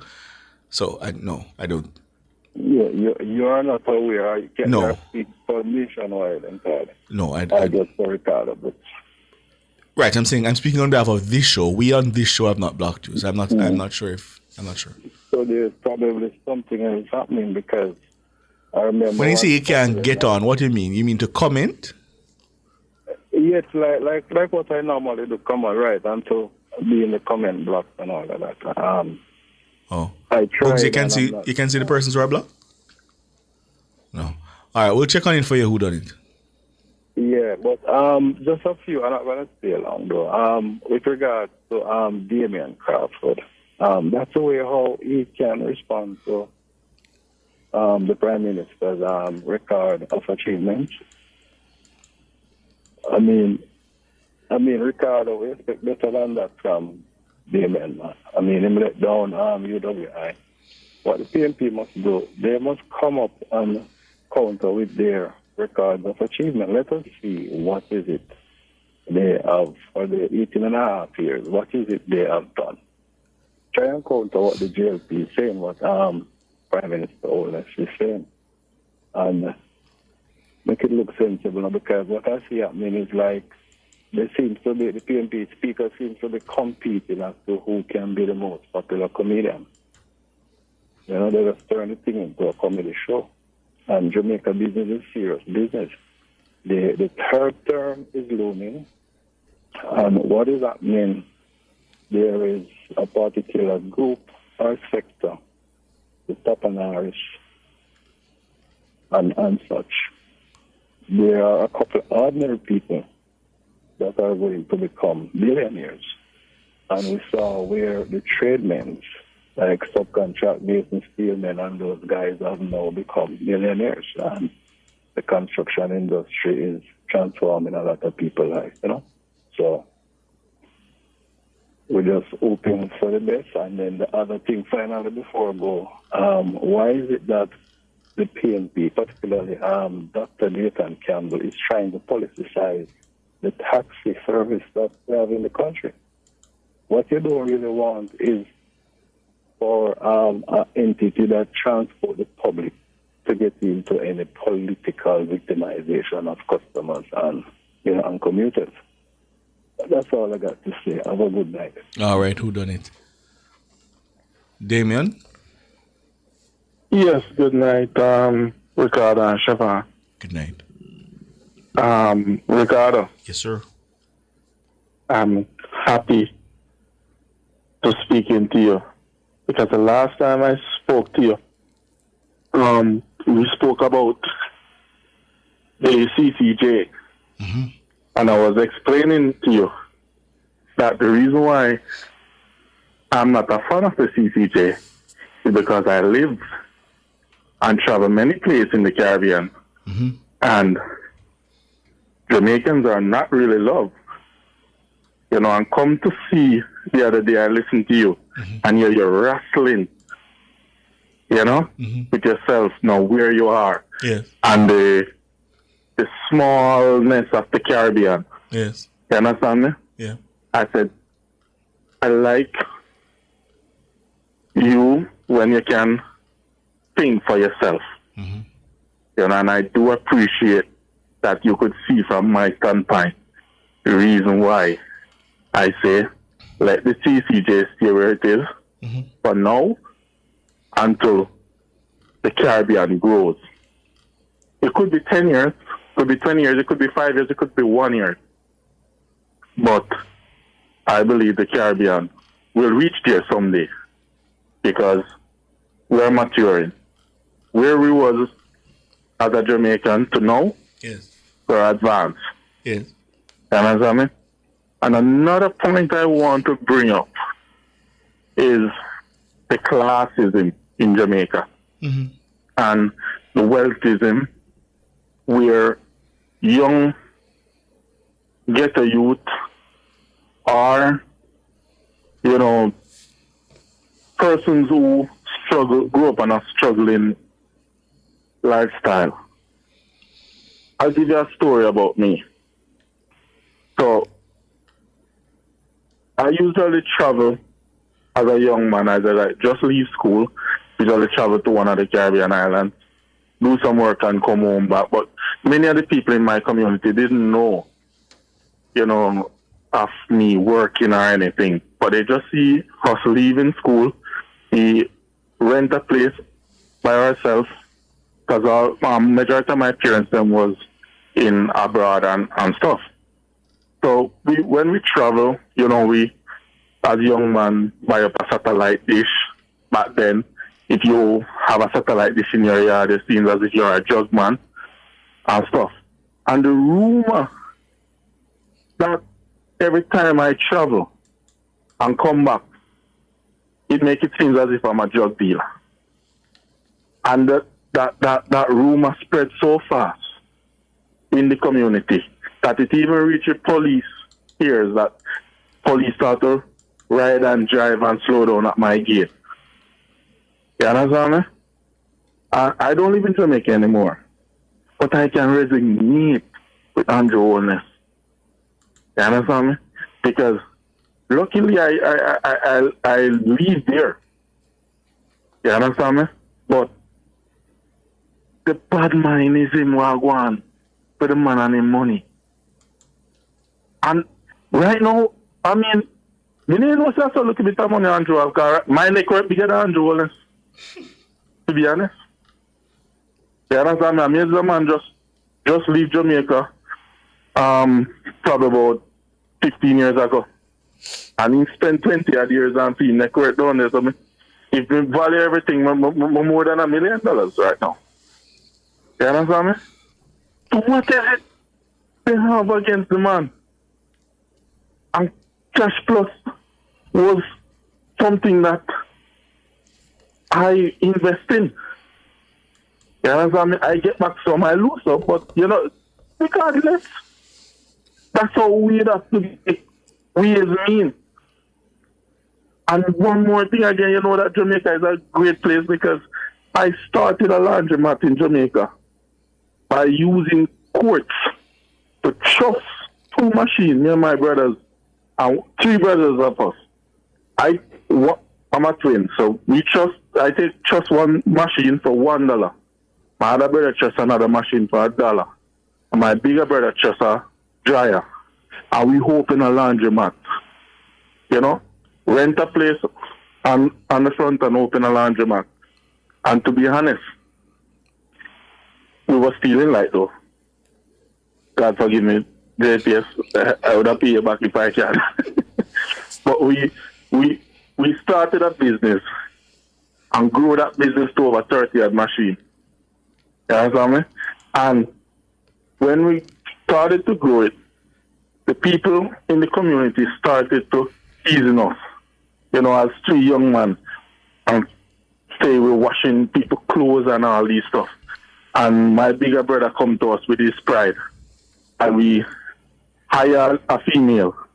And so we hire the female, the business couldn't withstand that hiring, and it started to go under.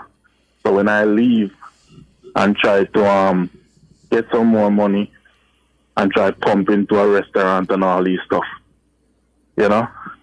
But nevertheless, bad mind again take over, because maybe if I did try it out of my community, it would have been successful, but because we tried it in our own community and our fellow countrymen that we grew up with, you understand me, and we tried to hire them.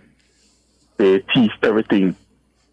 I remember one lady called me one night and said, because I was working overseas, and she called me and said, that I saw one of you chest them on the head with one best bag of chicken. And when I come down the day and I confront him, he took out a knife and said, boy, you're going to stab me. So I said, I know I'm going to close on the business and I'm going to leave Jamaica. But it seems as if hope is there now. I like how the crime is dropping. And I think I'm going to retire down there if we continue on this trajectory. All right, my brother. Thanks for the call. Play the song for me now, Eric Donaldson. Angie?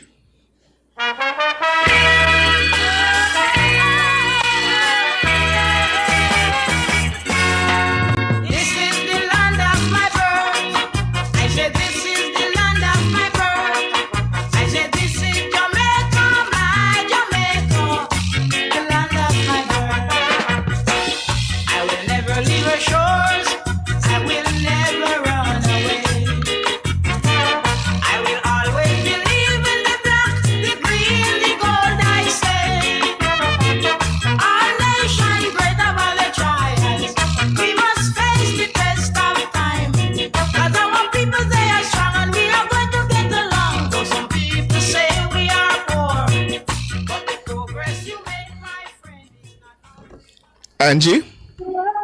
Hi, Ricardo. Angie, I sing, man. Go on now, give me a piece side. This is the land of my birth. All right. I said, this is the land of my birth. I said, this is Jamaica, my Jamaica. This is the land of my birth. All right, Angie, go on with yourself. What's up? Yeah, I just wanted to say, the book with the achievements of the government, yes, I think is a really stroke of genius. Yes. Yes. I've been having some conversations with some people who are diehard NP people, and they don't read a book, but they tell you that what is in the book is foolishness. And I want to understand how that makes sense. You don't read something, but you start judging to say it's foolishness. So the Prime Minister lifted the bar when he created this document. And to me, it is saying that, listen, I believe in my people, that they are going to take up this book and read it. He's appealing to the intellect of the people. Yes. I don't know if this has ever been done before in our country. This is the first time I'm experiencing it, and I'm in my 40s, late 40s. But I think this is really a different atmosphere that we are in. And the Prime Minister is not just appealing to persons who support him, but to those who are on the outside that are looking in. For them to invest in this document so much money, and to be the Prime Minister to go out there in the midst of the people, touching people and handing out these books, I think it is just, it's a genius act.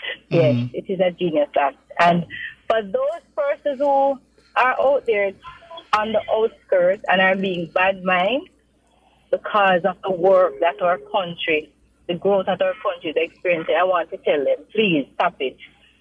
Stop it. Whatever good is happening in the country is benefiting not just me, it's benefiting all of us. So if something is good, let us, applaud it. Yes. And appreciate it and stop tearing it down. Well said. Well said, Angie. Yes, sorry. Yeah. Applaud it and stop tearing it down. Yeah, man, applaud it and stop tearing it down. Because when you do all those things, you see the negative energy that a lot of them are here spewing, it's going to come back to bite you. It's going to come back to bite you. Mm-hmm. And I always say, my motto is what you don't like for yourself. You don't do it to somebody else. The disrespect and the dishonoring that people are doing and going on with the Prime Minister, it doesn't make sense. It's not nice. Yes. It's not nice. So we need to stop it. All right, Angie, hear you. Bugs, there's a video I want you to look for me. It's called Jamaica National Pledge Tribute, remastered choir segment. Can you find it for me? Well, both. Jamaica National Pledge Tribute. 630-937-124, 618-8255. Anthony? Hey, Ricardo. Good evening. Yes, man. Ricardo Shefan. How you guys doing? Doing all right. All right. So, Ricardo, yes. I'm going to start on this note. I think I'm calming down now, but I was very angry a couple of days ago, and I'm going to tell you why. I opened a bank account recently, you see? And when I opened the bank account, I went to open a single bank account, but I end up having 3 separate accounts. One is called a spend account, one is called a reserve account, and one is called a growth account. Yes. So I have 3 separate bank accounts right here. So you understand what I'm saying? Mm-hmm. And it took me back to the whole thing or issue that they were making of the Prime Minister having so many bank accounts and whatever and all those things. And I'm just looking and saying, I am not in business, all right, and stuff. And that is just for one account. I mean, from a mortgage, I have two separate. There's 2 accounts from a mortgage also. You understand what I'm saying? Mm-hmm. So I just look at it and I'm saying that it's because persons are, and I hear this word used and Cliff used online today regularly, financially illiterate or understand how a lot of these things is done. They try to sell these things to the people, and then they bite, not understanding the whole operation of how the banking system works. You understand what I'm saying? And then come to my anger now, Ricardo. I have been listening. I've been listening this narrative about the Prime Minister being corrupt and stuff and all of that, and the IC and whatever, and thief and all of those things. But you know what, Ricardo? I have never heard the IC or anybody said the Prime Minister took money from here, so I got enriched from here, so taxpayers' money and whatever and all those stuff. Nobody has said that. And then the anger for me comes in now that I have to look at my own situation. I mean, growing up, my mother was a single parent. She never had anything. I grew up in rural Jamaica. I go to school, primary school, barefooted. When I was going to high school, Ricardo, and I'm not ashamed to say this, when I was going to high school, I had one pair of shoes that goes from I get it September, I don't get another one until September again. I used to use the card out of the floor bag and sharpen the umbrella spokes to make a needle to sew my shoes. Now, I have gone through that struggle, and I have grown up, and I'm doing pretty well in life. You understand what I'm saying? So I have come through that struggle. And then are you saying to me that the person who grew up and come through this struggle are not supposed to achieve and put themselves in a position where they can be example to their peers? Is that what you're saying to me? And if I come and that, then I am and have invest and buy a house or have certain amount of money, that makes me a criminal? Is that the signal? And then the sad thing about it is that there are poor young people who are bright, who are buying into this narrative that is being sold in the name of politics.